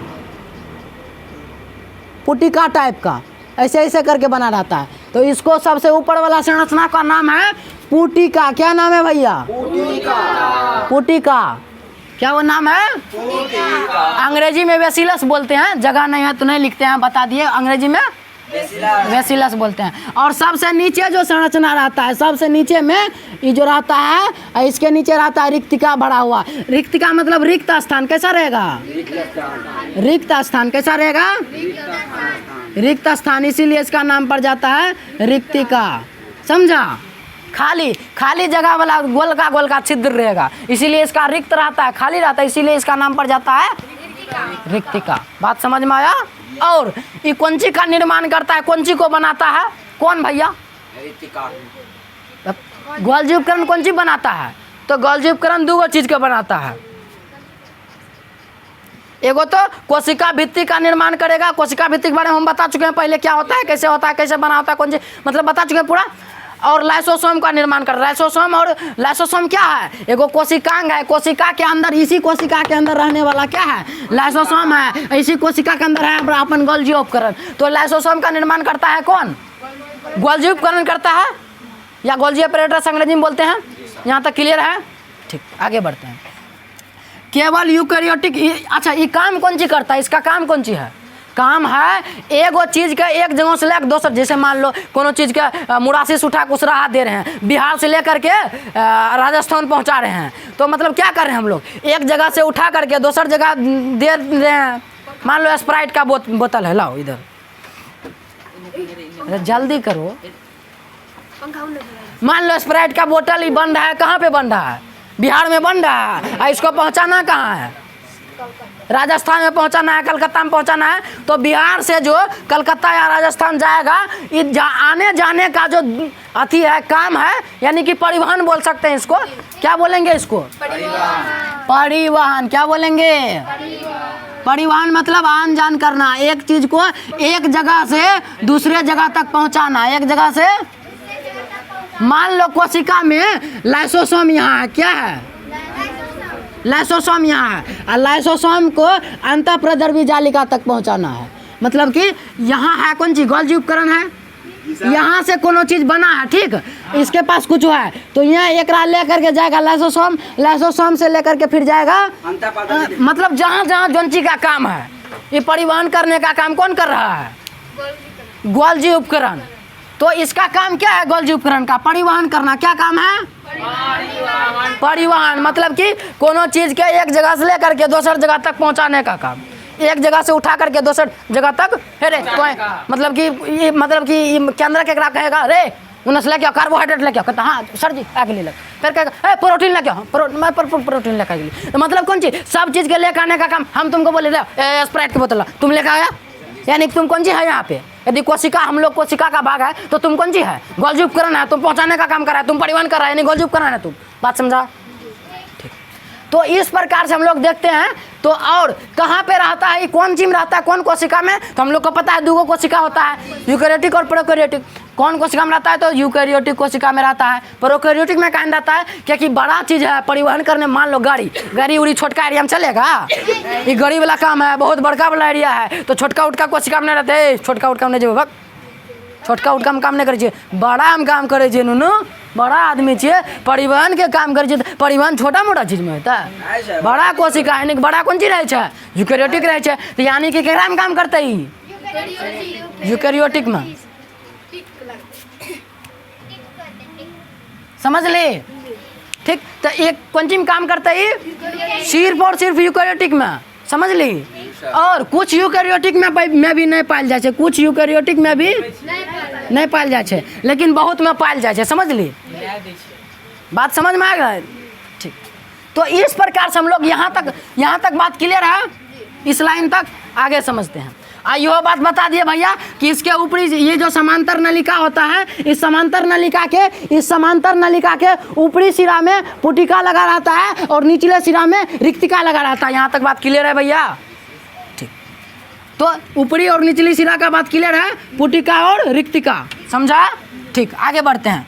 जो भी बात हम बता रहे हैं ना, इससे बाहर, इससे ज़्यादा गोल्जी उपकरण के बारे में जानने की कोई ज़रूरत नहीं है। 3-4 किताब से खोज खाज करके पूरा ज्ञान एक जगह दे दिए हैं। अब यहाँ से जितना लेना है ले लो, जानकारी ले लो। इससे बाहर कहीं कोनो परीक्षा में नहीं पूछ सकता, किसी का औकात नहीं है कि इससे बाहर कुछ आ जाए। तो जितना बता रहे हैं उसको पढ़ो, समझो, सीखो, बस एनफ है। इससे ज़्यादा पढ़ने की ज़रूरत नहीं है। NCERT से भी कुछ बाहर चीज़ें हैं जो कि हमको लगता था कि भैया इसका ज़रूरी है, इसको बताना है, तो हम लिखे हैं यहाँ पे। आओ समझते हैं इसको। तो इलेक्ट्रॉन, अच्छा ये सब बता दिए। पादप कोशिका कोशिका द्रव में, अच्छा जंतु कोशिका में तो रहता है, हम लोग को पता है। पादप कोशिका में भी रहेगा क्योंकि यूकेरियोटिक कोशिका है, दोनों में रहेगा। तो पादप कोशिका के कोशिका द्रव में, पादप कोशिका इस प्रकार से रहता है। मान लो ये केंद्रक है, ये कोशिका द्रव है, इसके अंदर कौन सी रहेगा? गोल्जी उपकरण। इस प्रकार से समझा? इसके बाहर कौन सी रहता है? झिल्ली। झिल्ली के सबसे ऊपरी वाला सिरा कौन सी रहता है? निचली वाला सिरा पे। क्लियर है? बहुत अच्छा, बहुत अच्छा, बहुत अच्छा। तो यही कहता है पादप कोशिका में जो मुड़ी हुई छड़ के समान रहता है, तो उसमें इसका नाम पड़ जाता है डिक्टियोसोम। क्या नाम पड़ जाता है? तो इसकी ई वाला संरचना को इसमें बोल रहे हैं क्या? पादप कोशिका में डिक्टियोसोम। समझा? डिक्टियोसोम। बात समझ में आया? ठीक है। कंफ्यूज नहीं होना है, बर्डन नहीं लेना है किसी चीज को। प्रेशर मत लो कि इतना चीज लिखा है कैसे याद होगा, याद होगा, ये सब मत सोचो। जितना चीज समझ में आ रहा है बस उतना समझो, उससे बाहर नहीं जानना है, बस उतने टा। अभी तक जितना बताए हैं समझ में आया है? हाँ, तो इतने टा जानकारी लेना है, इससे बाहर नहीं जाना है। समझा? कभी मत सोचो कहते हैं कैसे याद होगा, छोड़ दो, मत याद करो, समझो खाली। समझने के बाहर कुछ नहीं है, रटना मना है, क्योंकि क्लास अमलेश्वर जी का है। समझा? यहाँ तक समझा कि भैया पादप कोशिका में जो कई सारा गोल्जी उपकरण का गुच्छा होता है, इस गुच्छा का नाम डिक्टियोसोम है। क्या है? डिक्टियोसोम। बात खत्म? ठीक। अब आगे आते हैं। गोल्जी का या गोल्जी उपकरण की झिल्ली का संपर्क किससे संपर्क रहता है? यूकेरियोट एंडोप्लाज्मिक रेटिकुलम की झिल्ली से रहता है। ये एंडोप्लाज्मिक झिल्ली के ठीक नज़दीक रहेगा। तो दोनों मतलब कि ये हो गया मतलब अपन घड़ी पड़ोसी घर, ये मतलब कि ये गोल्जी उपकरण का पड़ोसी हो गया कौन चीज? Endoplasmic reticulum. ये पड़ोसिया जे देगा और संश्लेषण करना भाई शुरू कर देगा, मतलब कि पड़ोसी जो संश्लेषण करके देगा ये एकदम ओकरा पैक करेगा और पैक करके पूरा कोशिका में फैला देगा या कोशिका के बाहरों फैला देगा। ले तोरा कम छोड़ता हूँ, ले प्रोटीन तोरा, मतलब सब क्या यहाँ देते रहेगा, सब चीज़ बांटने का काम, परिवहन करने का काम कौन कर रहा है? गोल्जी उपकरण। तो यही काम तो है। तो इस प्रकार से कि तो पूछा जाएगा कि गोल्जी उपकरण किसके संपर्क में रहता है, तो क्या बताएगा? एंडोप्लाज्मिक रेटिकुलम के संपर्क में रहता है। बात समझ में आया? ठीक, आगे बढ़ते हैं। शर्करा, शर्करा का मतलब होता है मीठा चीज, शुगर टाइप का, चीनी सब। तो शर्करा से कार्बोहाइड्रेट, शर्करा से कौन चीज बनाएगा? ये कार्बोहाइड्रेट। कार्बोहाइड्रेट से बनाएगा, कार्बोहाइड्रेट जैसे बन के मतलब कार्बोहाइड्रेट का संश्लेषण, संश्लेषण मतलब बनाना। कार्बोहाइड्रेट को जैसे बनाया तो कार्बोहाइड्रेट और प्रोटीन जब दोनों को एक साथ, जैसे मान लो ये कार्बोहाइड्रेट है, ये प्रोटीन है, ये कार्बोहाइड्रेट है, दोनों एक साथ मिलेगा तब जाकर बन जाता है ग्लाइकोप्रोटीन। कौन सी बनता है? रटना नहीं है, समझो कि जब कार्बोहाइड्रेट और प्रोटीन दोनों मिल जाता है तब इसका नाम पड़ जाता है ग्लाइकोप्रोटीन। समझा? जब कार्बोहाइड्रेट और प्रोटीन दोनों मिलता है, एक साथ रहता है, तो उसको कहते हैं ग्लाइकोप्रोटीन। मान लो कोई लड़का है और लड़की है, दोनों मिल गया, दूल्हा दुल्हन कहलाएगा, परिवार वाला आदमी कहलाएगा। नहीं तो अलग अलग है फलना ये ना चिल्लो ही ना, तो नहीं तो परिवार वाला की हाल है, परिवार वाला, परिवार सब ठीक है ना? समझा? तो इस प्रकार से कार्बोहाइड्रेट और प्रोटीन जब मिल जाएगा तब जाके इसका नाम पड़ जाता है ग्लाइकोप्रोटीन। कैसे मिलेगा? जब शर्करा इसमें आएगा, यानी कि मीठा मीठा चीज जब खाता है ना शरीर में, तब जाके बनाता है कार्बोहाइड्रेट, और जब कार्बोहाइड्रेट प्रोटीन मिलता है तो ग्लाइकोप्रोटीन बनता है। समझा? कोशिका भित्ति और लाइसोसोम का निर्माण करता है। यहाँ तक तो समझा? ठीक। अब इसका कुछ कार्य है, हालांकि कार्य तो बताइए, देख परिवहन करता है, लेकिन मुख्य रूप से मतलब आत्मा के शांति के लिए हम बताते हैं तुमको कार्य। तो पहले इसको छापो।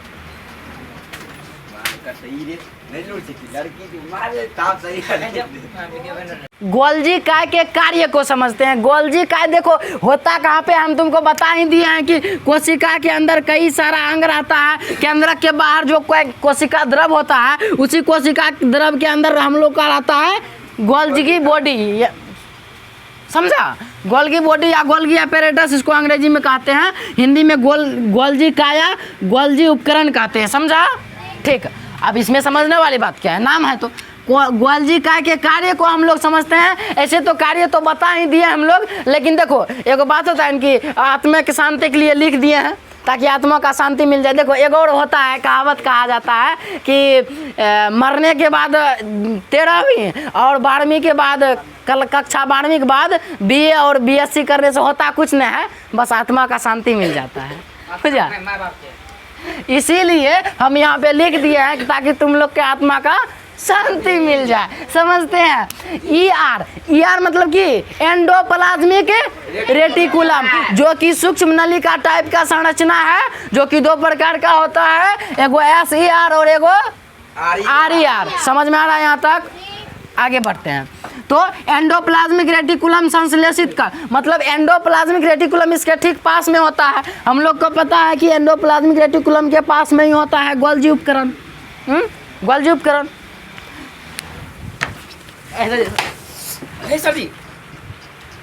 चुपचाप देखो, एंडोप्लाज्मिक रेटिकुलम के पास में होता है गोल्जी उपकरण।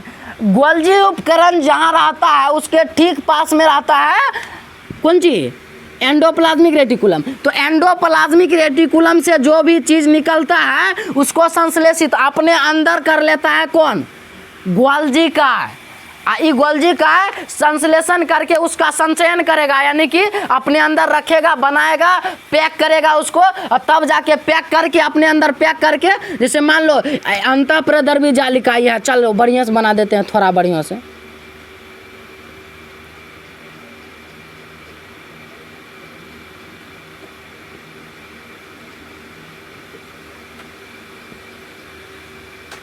अंतःप्रदर्भी जालिका से कोई चीज़ निकला और गोल्जी का यहाँ पे है, चलो गोल्जियों का बढ़िया से बना देते हैं। ठीक, गोल्जी का ही है, ठीक, मान लो ये गोल्जी का है। ठीक, छोटी सी संरचना है, हालांकि हम बड़ा यहाँ पे बनाए हैं। इससे निकल करके ER से निकल करके, बिल्कुल ध्यान यहाँ देगा, नहीं फिर जाएंगे करची लेकर के तुम्हारे पास भी। अंतःप्रदर्भी जालिका से कोई चीज़ निकला और चल गया किसके पास? गोल्जी काय के पास।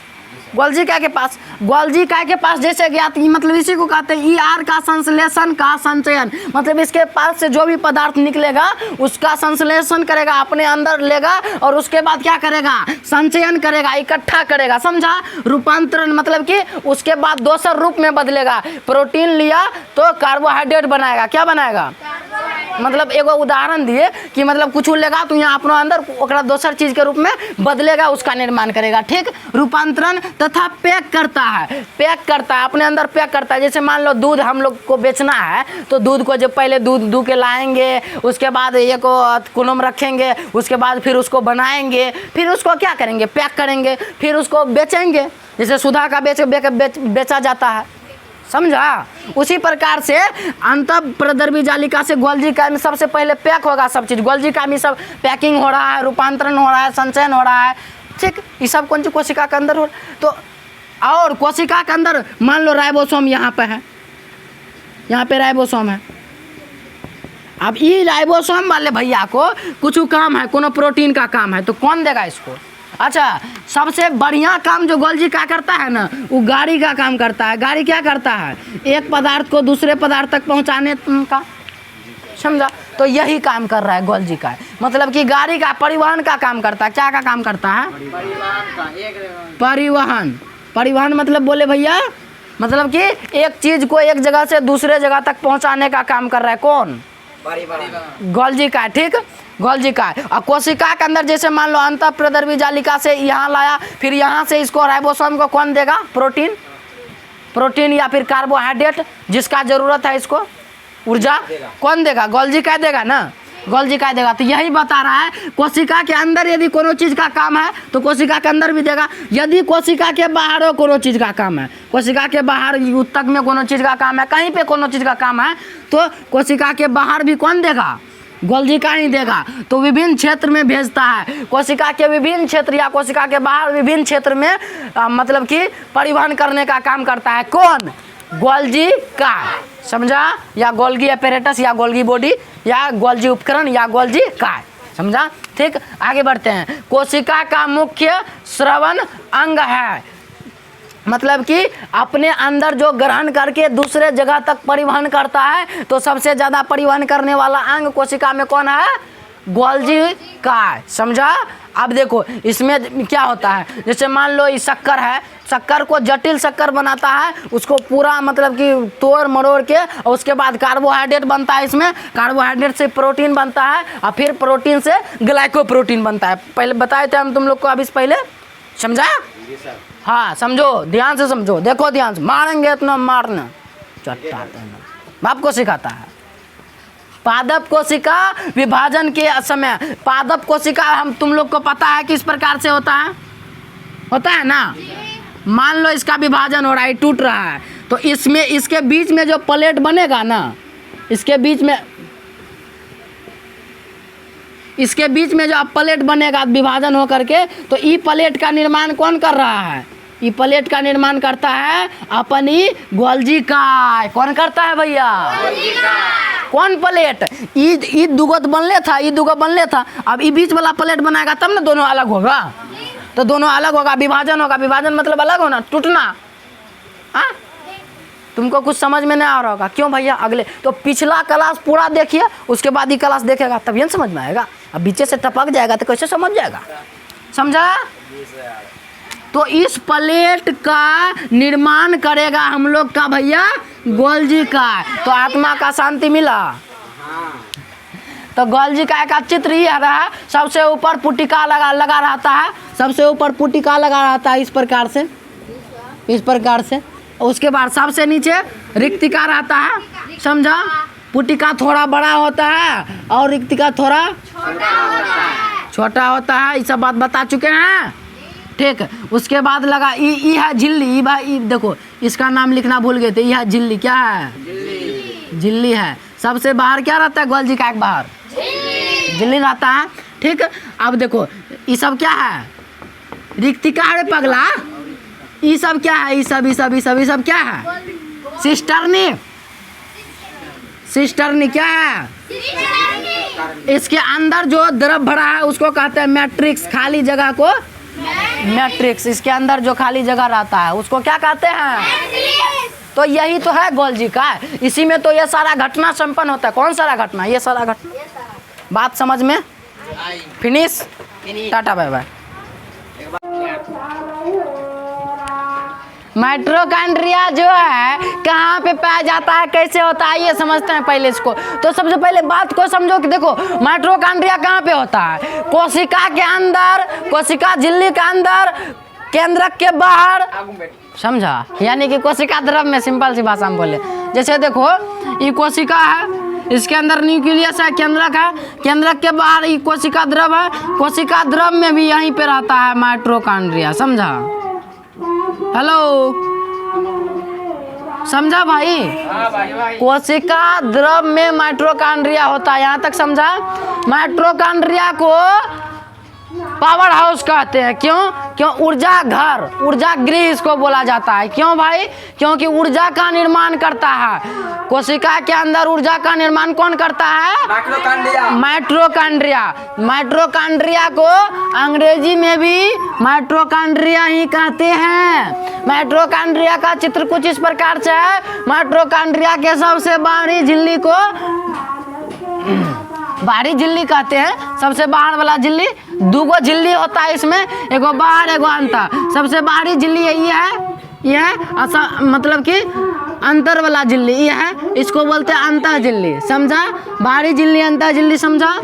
अब अंतः झिल्ली से ही निकला हुआ रहता है क्रिस्टी चारों ओर, समझा। अंदर में इसको क्रिस्टी कहते हैं, इसको आरएनए कहते हैं, डीएनए, समझा, डीऑक्सी राइबोन्यूक्लिक एसिड, ठीक। केकरा अंदर डीएनए रहता है? एक तो कोशिका केंद्रक में रहेगा डीएनए, एक तो कोशिका के डीएनए केकरा में रहेगा? एक केंद्रक में रहेगा डीएनए, केंद्रक में भी डीएनए रहता है। मुख्य रूप से केंद्रक में डीएनए रहता है। आप देखो जैसे किसी में पता लगाना है तो पप्पा वाला जो डीएनए रहेगा ना वो रहेगा केंद्रक में, और मम्मी वाला डीएनए रहेगा माइटोकॉन्ड्रिया में, ठीक। देखो माई मतलब मम्मी, माई मतलब अपन सब देसी भाषा में नहीं कहते माँ, वह वाला माँ मतलब कि माँ वाला एकदम डीएनए रहता है, इसीलिए इसका नाम पड़ गया माइटोकॉन्ड्रिया। और माइटोकॉन्ड्रिया का मतलब होता है ऊर्जा, कॉन्ड्रिया का मतलब होता है ऊर्जा, पावर हाउस। यानी कि ऊर्जा का सबसे पहला बात याद रखेगा माइटोकॉन्ड्रिया से कि ऊर्जा। मम्मी लोग के पास कितना ऊर्जा रहता है? सुबह से लेकर शाम तक काम करते रहता है पूरा घर में, सबसे ज़्यादा, समझा। इसी प्रकार से पूरा कोशिका में ऊर्जा का निर्माण कौन करेगा? माइटोकॉन्ड्रिया। याद रखेगा, माइटोकॉन्ड्रिया जैसे दिमाग में आया तो ऊर्जा दिमाग में जरूर रहना चाहिए। बात समझ में आया? ठीक, यहाँ तक समझा। अब इसके संरचना को समझ ही गया कि दो आवरण से घिरा मतलब रहता है। पहला बाहरी आवरण, दूसरा अंत आवरण से निकला हुआ रहता है क्या हम लोग का? क्रिस्टी। और देखो खाली स्थान जो इसमें रहता है ना, इसको कहा जाता है मैट्रिक्स। इसको क्या कहा जाता है? मैट्रिक्स कहते हैं खाली स्थान को। इसी मैट्रिक्स में रहता है राइबोसोम। इसी मैट्रिक्स में क्या रहता है? राइबोसोम, समझा। और कुछ बचा है? सब चीज बता दिए कि कोशिका ही है। मान लो ये कोशिका है, ऐसी कोशिका के कोशिका द्रव में पाया जा रहा है, इसमें पाया जा रहा है, इसमें पाया जा रहा है कौन चीज? बहुत सारा कोशिकांग पाया जा रहा है। इसी कोशिकांग में कोशिकांग माइटोकॉन्ड्रिया भी है ना। अभी माइटोकॉन्ड्रिया का चित्र कुछ इस प्रकार से है, हम चित्र तुमको समझा दिए। अब देखो क्या क्या होता है, कैसे होता है, इसका खोज किसने किया। तो इसको सबसे पहले जो देखा था ना, सबसे पहले देखा था, कौन देखा इसको? कोलिकर ने सबसे पहले देखा था, कोलिकर। लेकिन अधिकतर किताब में लिखा है अल्टमैन, लेकिन बाद में देखा था, अल्टमैन बाद में देखा था। तो तुमको यदि पूछेगा ना कि माइटोकॉन्ड्रिया का खोज किसने किया, तो तुम लोग बताएगा कोलिकर, ठीक, कोलिकर बताएगा। लेकिन यदि ऑप्शन में, यदि ऑब्जेक्टिव का क्वेश्चन है, ऑप्शन में कोलिकर नहीं है, तब जाके अल्टमैन दे देंगे, समझा? समझा? लेकिन इसका नामांकन कौन किया था, इसका नाम माइटोकॉन्ड्रिया कौन रखा? तो बेंडा ने रखा। कौन रखा? Carl Benda. इसका पूरा नाम है कार्ल बेंडा। कार्ल बेंडा ने इसका क्या नाम रखा? माइटोकॉन्ड्रिया। क्या नाम रखा? माइटोकॉन्ड्रिया, ठीक। अब इसको यदि पूरा जानकारी प्राप्त करना है, बढ़िया से देखना है माइटोकॉन्ड्रिया के अंदर सब चीज भैया, तब जाके इसको किन चीज देखना पड़ेगा? इलेक्ट्रॉन माइक्रोस्कोप से। इलेक्ट्रॉन माइक्रोस्कोप से, ये मतलब इलेक्ट्रॉन है, मतलब माइक्रोस्कोप, समझा? इलेक्ट्रॉन माइक्रोस्कोप से कहाँ में रहता है ये? कोशिका द्रव के बाहरी झिल्ली। कोशिका द्रव के बाहर रे कह सकते हैं, कोशिका द्रव में ही रहता है, कोशिका द्रव में रहता है ना, कोशिका द्रव में उपस्थित रहता है। कौन चीज? माइटोकॉन्ड्रिया, ठीक। इसका पूरी जानकारी कौन चीज पता चलेगा? कौन सूक्ष्मदर्शी से? इलेक्ट्रॉन सूक्ष्मदर्शी से। अब इसमें दो झिल्ली होता है, तुम लोग को बताए। तो पहला झिल्ली का नाम है बाहरी झिल्ली और दूसरा झिल्ली का नाम है अंतः झिल्ली, और इसी अंतः झिल्ली से निकला हुआ रहता है कौन चीज? क्रिस्टी। क्या नाम निकला रहता है? क्रिस्टी, ठीक। अब देखो अंतः झिल्ली और बाह्य झिल्ली के बीच थोड़ा सा गैप रहता है, थोड़ा सा जगह। इसी जगह का देखो, ये अंतः झिल्ली और बाह्य झिल्ली के बीच थोड़ा सा जगह है ना, इसी जगह का नाम होता है तरल युक्त गुहा। क्या नाम है? या फिर कहते हैं इसको माइटोकॉन्ड्रियल गुहा। क्या कहते हैं? क्योंकि माइटोकॉन्ड्रिया का गुहा है, इसीलिए इसको बोलते हैं माइटोकॉन्ड्रियल गुहा, समझा? कहीं कोई डाउट? ई मैट्रिक्स मतलब खाली जगह रहता है, कहीं कहीं धरल रहेगा राइबोसोम, कहीं प्रोटीन रहेगा, कहीं डीएनए रहेगा, कहीं एक अंदर निकलल रहेगा क्रिस्टी। यही सब होता है भैया। जब इसको जूम करके देखेगा एकदम 1,80,000 वाला सूक्ष्मदर्शी से, मतलब रुपा ना 1,80,000 गुना बड़ा करके देखेगा ना जब इलेक्ट्रॉन सूक्ष्मदर्शी से, तब पता चलेगा भैया हाँ सच्चे बोतल कौन सर जिया। तो इसका माइटोकॉन्ड्रियल गुहा, समझा? माइटोकॉन्ड्रियल गुहा कहाँ रहता है? अंतः झिल्ली और बाह्य झिल्ली के बीच के जगह को हम लोग बोलते हैं माइटोकॉन्ड्रियल गुहा। बात समझ में आया? ठीक। अब इसके विषय में जानते हैं कि इसके विषय में क्या क्या होता है। अभी तो तक तो हम लोग इसके संरचना पे बात कर रहे थे ना भैया, संरचना हम तुमको बता दिए। अब इस पे हम बात करते हैं। देखो पादप कोशिका की में इसकी संख्या जंतु कोशिका से कम होता है, समझा? पादप कोशिका में भी पाया जाता है और जंतु कोशिका में पाया जाता है, यानी कि यूकेरियोटिक कोशिका में पाया जाता है, समझा? प्रोकैरियोटिक में नहीं पाया जाता है, केवल यूकेरियोटिक में पाया जाएगा। हमको पता है कि यूकेरियोटिक में पादप कोशिका और जंतु कोशिका दोनों आ जाता है, ठीक। मतलब आगे तुमको बताएंगे। तो सबसे ज्यादा पाया जाता है जंतु कोशिका में। कौन कोशिका में? जंतु कोशिका में ज्यादा पाया जाता है, और पादप कोशिका में कम पाया जाता है, ठीक। यही बात लिखा है, पादप कोशिका में इसकी संख्या जंतु कोशिका से कम होती है, यानी पादप में कम, जंतु में ज्यादा। किसकी संख्या? माइटोकॉन्ड्रिया भैया, माइटोकॉन्ड्रिया। आगे बढ़ते हैं। दोहरी झिल्ली का आवरण होता है, इसमें दो झिल्ली होता है, पता है तुम लोग को, अंतः और बाह्य। अब मैट्रिक्स, इसके मैट्रिक्स में क्या रहेगा? दोहरे तंतु वाला डीएनए, अणु, सूक्ष्म राइबोसोम, काकान एवं एंजाइम।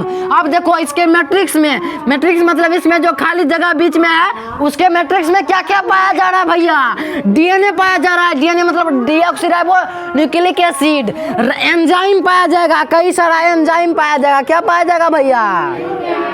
एंजाइम पाया जाएगा। और प्रोटीन पाया जाएगा। और क्या पाया जाएगा? प्रोटीन पाया जाएगा मैट्रिक्स में, इसके खाली जगह में। कैसा रहता है एंजाइम, ये पूछ रहा था, मतलब द्रव टाइप का रहता है, समझा? हाँ की कर रहे हैं, समझा? यहाँ तक समझा भैया? ठीक है। तो मेरे भाई, मेरे दोस्त, कोशिका का इंजन इसको कहा जाता है, किसको भैया? माइटोकॉन्ड्रिया। क्यों कहा जाता है? क्योंकि ऊर्जा बना रहा है, ऊर्जा ले तोड़ जरूर तो ले, सबके देना जा, मतलब देने का काम तो कर रहा है गोल्जी का ना जी, मतलब ये बनाने का काम कर रहा है, ऊर्जा बनाने का काम कौन कर रहा है? माइटोकॉन्ड्रिया। इसीलिए इसको कहते हैं कोशिका का इंजन। इंजन मतलब तुकतुकिया अमर वाला, डिग डिग डिग डिग डिग डिग डिग डिग, समझा? तो मतलब कोशिका में कोशिका का इंजन किसको कहा जाएगा? पिछले क्लास में हम तुमको बताए थे कि भैया कोशिका का ब्रेन किसको कहेंगे? केंद्रक को। बहुत सारा बात बता चुके हैं, समझा? सबको याद रखेगा, सबको एक एक लाइन को दिमाग में चिपका लो, चिपक जा तू। अरे एक एक रोड से न लाइन से चिपक जा तू, किताब से चिपक जा तू, लेका ले किसने चट्टा मारेंगे, बहुत मार। कोशिका का श्वसन स्थल, यानी कि पूरे कोशिका में श्वसन जो हम लोग सांस लेते हैं कहाँ जाता है? अरे भैया ऊर्जा बनाएगा तो ऑक्सीजन जाएगा तभी ना ऊर्जा बनेगा भैया। यानी कि ऊर्जा बनाने के लिए ऊर्जा का मतलब कि ऑक्सीजन कहाँ पहुंचेगा? माइटोकॉन्ड्रिया में, तब ना ऊर्जा बनेगा। यानी कि कोशिका का श्वसन स्थल हम किसको बोलेंगे तब? माइटोकॉन्ड्रिया को बोलेंगे ना। ठीक है भैया, यहाँ तक बात क्लियर है। आगे, यूकेरियोटिक कोशिका के भीतर प्रोकैरियोटिक कोशिका मानी जाती है, यानी कि इसका इतना बड़ा मतलब कि धाकर रहता है, इतना तगड़ा वाला चीज है कि यूकेरियोटिक कोशिका में इसको प्रोकैरियोटिक कोशिका मान लिया जाता है, समझा? एकाध गो बेटा इतना तगड़ा होता है कि बाप बन जाता है, वही बेटा इतना तगड़ा है कि बाप बन जाता है। मतलब कि यूकेरियोटिक कोशिका में अपने आप को कहता है प्रोकैरियोटिक है भैया, टक्कर नहीं लेने का, ऊर्जा बनाएंगे, समझा? अब देंगे कौन करेगा? अरे देंगे कौन करेगा? गोलजी कार पगला। लेंगे केंद्र करेगा। और सबका इधर कहेगा उधर जाओ, उधर जाओ, ये करो, ऊर्जा लाओ, उसका परिवहन करो, मतलब सब चीज करेगा केंद्रक, सबको कंट्रोल। यहाँ बेचारा बनते रहेगा, एकदम ऑक्सीजन आएगा ऊर्जा बनाएगा, ऑक्सीजन आएगा ऊर्जा बनाएगा। और टेंगे काम करेगा वो गोल्जी का है। जैसे ऊर्जा बनाया, ला बना ले लो हमें लग जाए, हमें लग जाए, तो छोड़ता खाली बनते रहो, फुसला के हाथ बनते रहता है सबको। क्या से? माइटोकॉन्ड्रिया से। तो मतलब श्वसन स्थल कहाँ है भैया? क्योंकि इसमें ऊर्जा बनता है, ऊर्जा के लिए तो श्वसन चाहिए ही। यूकेरियोटिक कोशिका में के बेहतर प्रोकैरियोटिक कोशिका माना जाता है, तगड़ा वाला है भैया, छोटा मोटा नहीं है, लुद्दू फुद्दू वाला काम नहीं करता है। हाँ, केवल यूकेरियोटिक कोशिका में पाया जाता है। हाँ, तो छोटा मोटा कोशिका में नहीं पाया जाता है, प्रोकैरियोटिक में नहीं पाया जाएगा, लेकिन अपने आप को बोलेगा हम ही प्रोकैरियोटिक हैं। लो साला, बाप को बाप नहीं बोलेगा, अपने आप को कहेगा हम ही बाप हैं। तेरी तो मतलब कि किसका अहंकार है? क्यों भैया? ऊर्जा बनाता है तो अहंकार तो जायज है ना। जीवाणु वाणु नहीं पाया जाता है, छोटा मोटा चीज में माइटोकॉन्ड्रिया नहीं रहता है। हमें बड़का वाला चीज में रहेंगे भैया, छोटका मोटका चीज नहीं है, नहीं है, फुद्दू फद्दू वाला चीज में नहीं रहेंगे, खाली बड़ा चीज में जाएगा। पीएम मोदी सब तो बिहार में आएगा? नहीं आएगा भैया, वो खाली बड़का लोग के बिहार में जाएगा। आएगा तो मंगा लेना, तो आएगा तो देखेंगे, तो वहाँ आ जाएगा तो हमको लगता है कि यो जीवाणु में चल जाएगा। सबसे बड़का बात याद रखिएगा, कुछ याद रखो नहीं रखो, कि इसको ऊर्जा घर कहा जाता है। ऊर्जा घर, ऊर्जा गृह, समझा? ये नहीं लिखा था कि रे पावर हाउस इसको बोला जाता है। कोशिका का पावर हाउस किसको बोला जाता है? तो माइटोकॉन्ड्रिया को, समझा? तो ये रहा हम लोग के माइटोकॉन्ड्रिया के बारे में कुछ बातें।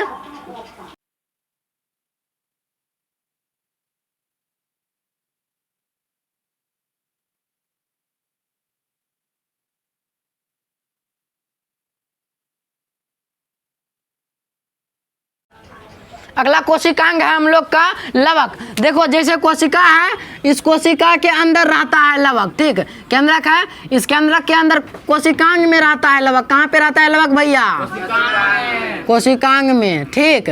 और एक बात याद रखिएगा, लेकिन ये गलत बात है, सिर्फ पादप कोशिका में रहता है। तो पादप कोशिका तो इस प्रकार से बनाते हैं हम लोग ना, तो सिर्फ पादप कोशिका में लवक रहेगा, याद रखिएगा। लवक ऐसे ऐसे करके रहता है लवक, समझाया? जी सर। ओ बबुआ, हाँ बाबू। डंटा लग केकरा बोला बाबू रे? प्लेस्टिड अंग्रेजी में कहते हैं, हिंदी में लवक बोलते हैं। समझ रहा है कि कुछ और दिख रहा है आज सेटअप में परिवर्तन? ये केवल पादप कोशिकाओं में होते हैं। कहाँ पे रहेगा? यानी कि सिर्फ पेड़ पौधा वाला कोशिका में रहेगा, समझा? क्यों रहेगा? क्योंकि ये हरा करने का काम करता है, एक अलग अलग प्रकार का काम है, समझा? भोजन बनाने का काम करता है, इसीलिए अपन शरीर में तो ये सब का कॉमन है। हरा करेगा, बता हरा कर देगा तो क्या कोई बिहा करेगा? क्या हर दिन का लड़का चो भैया ना करबो हम जो करका से तो करता नहीं, हड़का से कौन करेगा रे?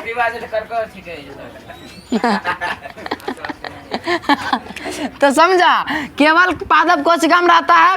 इन अच्छा, इसमें भी डीएनए और राइबोसोम होता है, जैसे माइटोकॉन्ड्रियम था ना, डीएनए और राइबोसोम, उसी प्रकार से इसमें भी रहेगा डीएनए और राइबोसोम। प्लेस्टिड 3 प्रकार का होता है, यानी कि लवक 3 प्रकार का होता है, ल्यूकोप्लास्ट, क्रोमोप्लास्ट, क्लोरोप्लास्ट। 3 प्रकार का, कौन कौन? ल्यूकोप्लास्ट, क्रोमोप्लास्ट और क्लोरोप्लास्ट, समझा? देखो तीनों प्रकार में। अच्छा, ल्यूकोप्लास्ट का क्या मतलब है कि ये सफेद रंग का होता है। क्या करता है? कहाँ रहता है? जमीन के नीचे वाले कोशिका में रहता है, यानी कि जड़ में, यानी कि जड़ में रहेगा, समझा? ये जड़ वाला भाग उजला रहता है। अरे जड़ उखाड़ के देखेगा तो उजला रहता है कि नहीं रहता है? तब चट्टाते ना, इसीलिए कहता है कि ल्यूकोप्लास्ट वाला जड़ ल्यूकोप्लास्ट कहाँ रहता है? तो जड़ वाला भाग में। कहाँ जड़ वाला? जमीन के नीचे। जड़ कहाँ रहता है? ठीक। क्रोमोप्लास्ट ये लाल और भूरे रंग का होता है, और ये मुख्यतः तना में पाया जाता है। तना वाले कोशिका में रहता है। कौन चीज? क्रोमोप्लास्ट। चट्टा लवक का दोसर भाग, लवक का दोसर भाग। लवक 3 प्रकार का होता है ना, 2 को समझ गया? ठीक। क्लोरोप्लास्ट सबसे महत्वपूर्ण पार्ट, ये हरे रंग का होता है, जो कि ऊपरी कोशिका में पाया जाता है, यानी कि पत्ता उत्ता में जो रहता है, समझा? ओ बाबू, समझ में आया? आगे बढ़ते हैं, आगे समझते हैं। अच्छा, ये चक्कर है भैया, देख लो इधर तो नहीं। प्लेस्टिड या लवक के कार्य को समझते हैं भैया। प्लेस्टिड या लवक के कार्य क्या है, देखो समझो। प्लेस्टिड या लवक के कार्य, सबसे पहले तो इसमें 3 को प्लेस्टिड था, तीनों का कार्य समझ लेते हैं। कार्य समझ में आ जाएगा। क्रोमोप्लास्ट या क्लोरोप्लास्ट क्या करता है? तो यह सूर्य की उपस्थिति में कार्बन डाइऑक्साइड को लेकर के प्रकाश संश्लेषण करता है, जो कि क्या काम करता है? मुख्यतः भोजन बनाने का काम करता है। भैया समझ में आया कि भोजन, पेड़ पौधा में भोजन बनाने का काम कौन कर रहा है? क्रोमोप्लास्ट और क्लोरोप्लास्ट। बोलना सीखो, क्रोमोप्लास्ट और क्लोरोप्लास्ट, समझा? और एगो बच गया अपन ल्यूकोप्लास्ट, जो कि सफेद और हरा रंग का होता था। यह कौन चीज करता है? प्रोटीन, तेल, वसा का भंडारण करता है। भंडारण मतलब अपना अंदर रखता है। बात समझ में आया भैया? ठीक है, आगे बढ़ते। आगे क्या बढ़ेंगे? हम लोग का टॉपिक खत्म हो गया कि भैया पादप कोशिका में पाया जाता है लवक, और लवक 3 प्रकार का होता है, ल्यूकोप्लास्ट, क्लोरोप्लास्ट और क्रोमोप्लास्ट। तीनों के काम को समझ ही गए, तो आज के लिए यहीं तक रहने देते हैं। कोशिकांग का अगला पार्ट है हम लोग का तारक केंद्र, जिसको अंग्रेजी भाषा में बोलते हैं सेंट्रोसोम। क्या बोलते हैं अंग्रेजी में? सेंट्रोसोम। तारक केंद्र देखो, इसमें 2 ठो केंद्र होता है, जैसे एगो ही हो गया, एगो हो गया, ये सब केंद्र ही है। मतलब इसको हम लोग बोलते हैं एक नलिका, नली टाइप से नहीं बना है, इसीलिए इसको बोलते हैं हम लोग सूक्ष्म नलिका। क्या बोलेंगे भैया? सूक्ष्म नलिका। ठीक, आगे समझो। इसको एक प्रकार से केंद्र बोलते हैं। 9 देखो इस साइड 9 गो होगा, 1 2 3 4 5 6 7 8 9 गो है रे। 9 + 0 इसको बोलते हैं। क्यों भाई? क्योंकि इसको इसमें नहीं लेते हैं, इसको 0 मानते हैं, ठीक। इसीलिए इसका व्यवस्था, यदि इसका कैसा व्यवस्था है तो 9 गो पहिया आकार का ही रहता है। कैसा रहता है? पहिया। कौन चीज? सेंट्रोसोम, तारक केंद्र। तारक केंद्र किस आकार का रहता है? पहिया आकार का, ठीक। मतलब पहिया जैसे ना गुड़ता रहता है। देखो ध्यान से देखेगा तनी मनी लगेगा, हाँ है ना। तो पहिया आकार का। अच्छा, इसका मुख्य कार्य क्या है? इसका मुख्य कार्य क्या है? कोशिका के अंदर विभाजन करना। कोशिका के अंदर विभाजन करना। जैसे मान लो कि अच्छा, विभाजन क्या होता है? जैसे कोई चीज एगो था, एगो से 2 गो बन गया, इसी को बोलते हैं विभाजन। इसको क्या बोलते हैं? विभाजन बोलते हैं। एगो से बनता तो है टूटिए करके, लेकिन टूट करके मतलब कि सोचो कि इतने साइज का था, फिर से ही इतने साइज के कुछ समय अंतराल के बाद फिर से ही इतने साइज का हो जाएगा, तो इसी को बोलते हैं विभाजन। लेकिन कुछ समय लगता है, इसमें कुछ टाइम लगता है, समझा। तो कोशिका है, ये सब क्या है? कोशिका। कोशिका के अंदर विभाजन करने का काम कौन करता है? सेंट्रोसोम, समझा। और सबसे विभाजन करने का काम यहाँ पे कार्य लिख देते हैं, विभाजन करने का काम करेगा, ठीक। और सीलिया और फ्लैजिला बनाने का काम करेगा। सीलिया, फ्लैजिला, फ्लैजिला, सीलिया। अब सीलिया फ्लैजिला क्या होता है? तो रोइयां इसके चारों ओर, मतलब इसके चारों ओर ने कोशिका के चारों ओर कोनो कोनो कोशिका होता है जिसके चारों ओर रोइयां टाइप से निकल रहता है चारों ओर, समझा।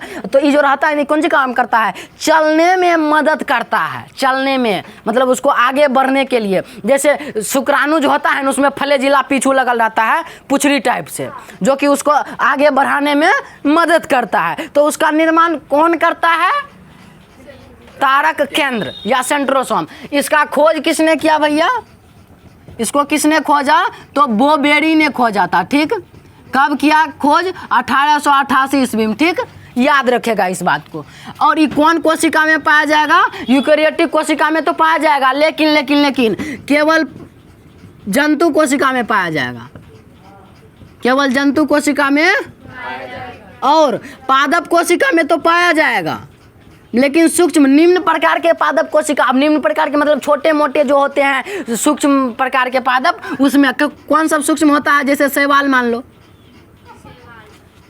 टेरिडोफाइटा, टेरिडोफाइटा, ठीक। और भी जैसे फर्न हो गया। अच्छा, नीचे लिखा है, चलो हम देखें ना। जैसे देखो कुछ निम्न पादप कवक, ब्रायोफाइटा, फर्न, शैवाल, इस सब में पाया जाता है। कौन सी पाया जाता है भैया? सेंट्रोसोम, ठीक। सेंट्रोसोम का मुख्य कार्य क्या है? कोशिका के अंदर विभाजन करना। यदि सेंट्रोसोम दिमाग में आ रहा है तो एक और चीज उसके साइड में आना चाहिए, क्या? कोशिका विभाजन। यानी कि कोशिका के अंदर विभाजन, उसको तोड़ करके पुनः उसी का निर्माण करता है। हालांकि टूटना एक अलग बात हो गया, और मतलब पुनः निर्माण कर दिया तो फिर से मतलब कि सोचो कि मतलब एगो था, एगो से दो गो बन गया, तो इसी को हम बोल रहे हैं विभाजन। ये कौन करता है? सेंट्रोसोम करता है, ठीक। मेन बात यही है, बाकी सब भी ठीक ठाक है। चलो 2 गो केंद्रक होता है तो हम तुमको समझा दिए, और उस 2 गो केंद्रक को एक साथ मिला करके बोलते हैं डिप्लोसोम। क्या बोलेंगे? डिप्लोसोम। अब कुछ नाम है जिसको तुमको रटना ही पड़ेगा, याद भी करना पड़ेगा। हम लोग भी रटे थे, हम लोग भी याद करने किए थे, तुम लोग को भी करना पड़ेगा। तो 2 केंद्रक को साथ मिला करके क्या बोलते हैं? डिप्लोसोम। डिप्लोसोम याद रखेगा। केंद्रक, तारक केंद्र के चारों ओर जो होता है ना, इसके चारों ओर, इसके चारों ओर कोशिका द्रव रहता है। क्या होता है?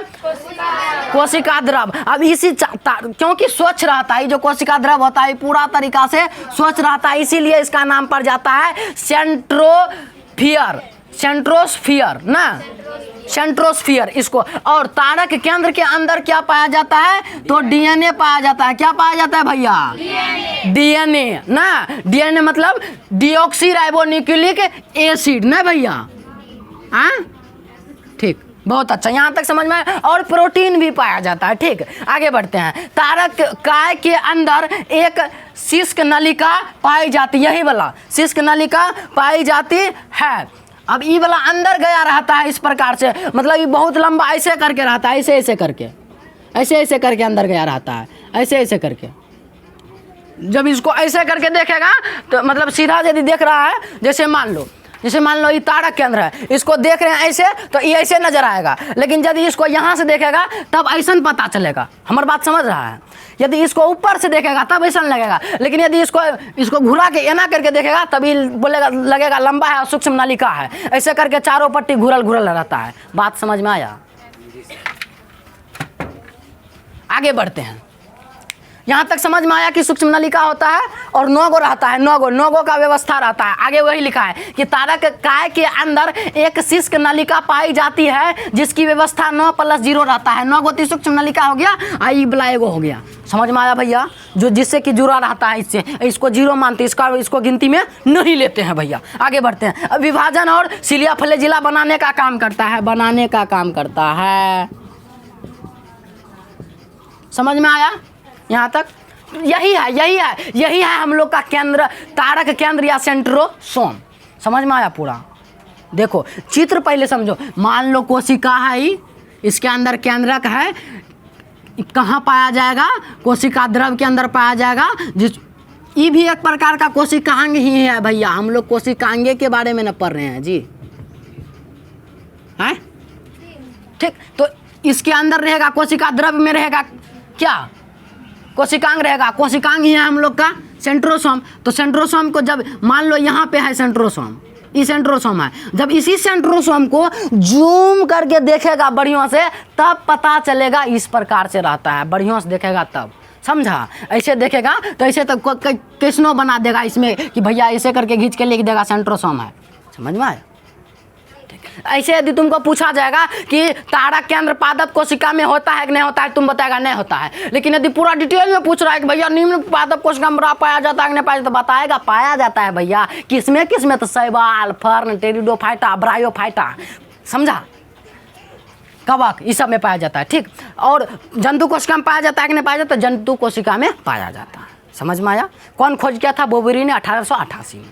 बस छोटी मोटी बात है जो लिख लेकर याद करो। कोशिकांग है हम लोग का रिक्तिका या फिर रसधानी, जिसको बोलते हैं अंग्रेजी में वैक्यूल्स कहते हैं। रसधानी, रस का मतलब क्या है भैया? जो कि तरल टाइप से होगा, जिसमें कि जलीय द्रव भरा रहेगा, जो कि जल का संतुलन करेगा। इसीलिए इसका नाम पड़ जाता है क्या भैया?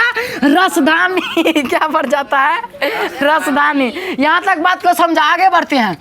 कहता है कि पादप कोशिका में कोशिका द्रव में अनेक खाली स्थान होता है। पादप कोशिका के कोशिका द्रव में अनेक खाली स्थान होता है। इसी खाली स्थान को हम लोग बोलते हैं रसधानी, रिक्तिका या वैक्यूल्स। बात समझ में आया? आगे बढ़ते हैं। इसमें तरल पदार्थ भरा रहता है जो कि जल रहता है। इसके अंदर जाता है जो कि तरल पदार्थ का रहता है। ठीक, इसके चारों ओर जो झिल्ली होता है उसका नाम होता है टोनोप्लास्ट। क्या होता है भैया? टोनोप्लास्ट। आगे बढ़ते हैं। या छोटी या बड़ी हो सकती है। किसमें छोटी या बड़ी हो सकती है? तो जंतु कोशिका में छोटा होगा और पादप कोशिका के अंदर बड़ा होगा। क्यों भैया? क्योंकि पादप कोशिका में पानी का अधिक यूज होता है। क्यों? जंतु में नहीं होता है। जंतु में भी होता है लेकिन इसमें बाहर निकल जाता है। इस प्रकार से हम लोग जानते हैं कि याद तुम लोग की जंतु कोशिका में पादप कोशिका छोटा होता है, पादप कोशिका में थोड़ा बड़ा होता है। पादप कोशिका में पूरे पादप कोशिका के आकार में आयतन यदि देखेगा ना तो सबसे ज्यादा आयतन का क्षेत्र मतलब कि छेका रहता है, यही रसधानी है भैया। समझा? आगे बढ़ते हैं। तो मतलब कि जल का संतुलन का कार्य कौन कर रहा है कोशिका के अंदर? रिक्तिका या रसधानी या वैक्यूल्स। याद रखिएगा भैया। जीव द्रव में रसधानी का निर्माण होता है। तो यदि तुमसे पूछा जाएगा कि रसधानी का निर्माण कहाँ पे हो रहा है तो तुम लोग याद रखिएगा कि जीव द्रव में होता है। जीव द्रव किसको कहते हैं? तो कोशिका द्रव और केंद्रक द्रव दोनों को जब एक साथ मिला देते हैं तो जीव द्रव नाम देते हैं। उसी में उसका निर्माण हो जाता है। किसका भैया? रसधानी का। आगे बढ़ते हैं। जंतु कोशिका में जल संतुलन का कार्य करता है। पादप कोशिका में भी जल संतुलन का काम करता है। संतुलन मतलब कि जहां जहां जल का काम है वहां जल पहुंचाएगा सही समय पर। कौन भैया? रसधानी। पादप कोशिका में कठोरता प्रदान करता है। उसके मतलब कि पादप कोशिका को कठोर प्रदान करता है। जैसे मार्कर का कोमल है, कठोर है, तो पादप कोशिका के अंदर कठोरता प्रदान कर रहा है। अमीबा में रसदानी, अच्छा अमीबा में जो रसदानी होता है ना, उसमें सिर्फ मतलब कि जल का संतुलन का काम नहीं करता है, उसमें उत्सर्जन का भी काम करता है। अब तुम बोलेगा भैया उत्सर्जन क्या होता है, तो उत्सर्जन का मीनिंग होता है कि किसी भी पदार्थ को, अपशिष्ट पदार्थ को शरीर से बाहर निकालने की प्रक्रिया को उत्सर्जन कहते हैं। आगे तुम 10वां में और डिटेल में पढ़ेगा, यहाँ सिर्फ इतना जानो कि अपशिष्ट पदार्थ को बाहर खेत से मतलब कि अपने शरीर से बाहर निकालने की प्रक्रिया को उत्सर्जन कहते हैं। मान लो जैसे कि तुम कुरकुरे का पुड़िया लाया, कुरकुरे खा लिया, तो मतलब कि तुम खाने वाला चीज तो खा लिया, उसमें अपशिष्ट पदार्थ कौन चीज बचा, पन्नी बचा, तो पन्नी फेंक देगा, उत्सर्जन कर दिया पन्नी का। उसी प्रकार से अमीबा के शरीर में जो भी उत्सर्जित पदार्थ रहता है, खराब पदार्थ रहता है, उसको फेंक देता है निकाल के बाहर। जैसे हमारे शरीर में पसीना है और भी कई सारा उत्सर्जित पदार्थ है, पेशाब है, इस सबको हम बाहर निकाल देते हैं, जिसका यूज हमारे शरीर में नहीं है। उसी प्रकार से अमीबा में उत्सर्जन का काम करता है कौन भैया, रिक्तिका या रसदानी बोलेगा, ठीक। भोजन का अंतर ग्रहण भी करता है। ये अमीबा का देखो फोटो है, ठीक, याद रखिएगा तुम लोग, ऐसा रहता है अमीबा। अमीबा का आकार कोई निश्चित नहीं होता है, किसी भी आकार का पाया जा सकता है, ठीक। तो इस प्रकार से हम लोग जानते हैं कि हम लोग का जो रसदानी है भैया, इस प्रकार से पाया जाता है। और इसमें कुछ, अच्छा रिक्तिका, अच्छा इसमें नाम रसदानी मतलब रस रहेगा, रिक्तिका मतलब कि खाली स्थान, रिक्त रहेगा, तो खाली स्थान पाया जाता है किसमें, रिक्तिका में। इसीलिए कहा जाता है इसको रिक्तिका, रिक्त नहीं कहता कि रिक्त स्थान को भरे, यानी खाली स्थान है, भर रहा है उसको। तो यहाँ पे भरना है, यहाँ पे खाली स्थान है। कोशिका में खाली स्थान कौन सी पाया जाता है, तो तुम लोग बताएगा भैया, रिक्तिका का पाया जाता है। यहाँ तक बात क्लियर है ना, समझा कि उसके बाहर जो आवरण होता है उसको टोनोप्लास्ट कहते हैं। पूरा कोशिका में सबसे ज़्यादा आयतन क्षेत्रने वाला जो तो कोशिकांग है वो, उसका क्या नाम है, रसदानी है। तो हम लोग का यही लास्ट कोशिकांग था रसदानी, जिसके बारे में हम जानेंगे। इसके बाद हम लोग का कोशिकांग नहीं है कोनो, तो जो भी होगा तो उसके जैसे अगले क्लास में हम लोग पढ़ेंगे कि कोशिका के जो प्रकार है, यूकेरियोटिक और प्रोकैरियोटिक, और प्रोकैरियोटिक कोशिका का जो मतलब कि क्या होता है, यूकेरियोटिक कोशिका क्या होता है, उसके कितने प्रकार है, अगले क्लास में बंद करेंगे, मतलब इसके बारे में चर्चा करेंगे। तो आज के लिए यहीं तक रहने देते हैं।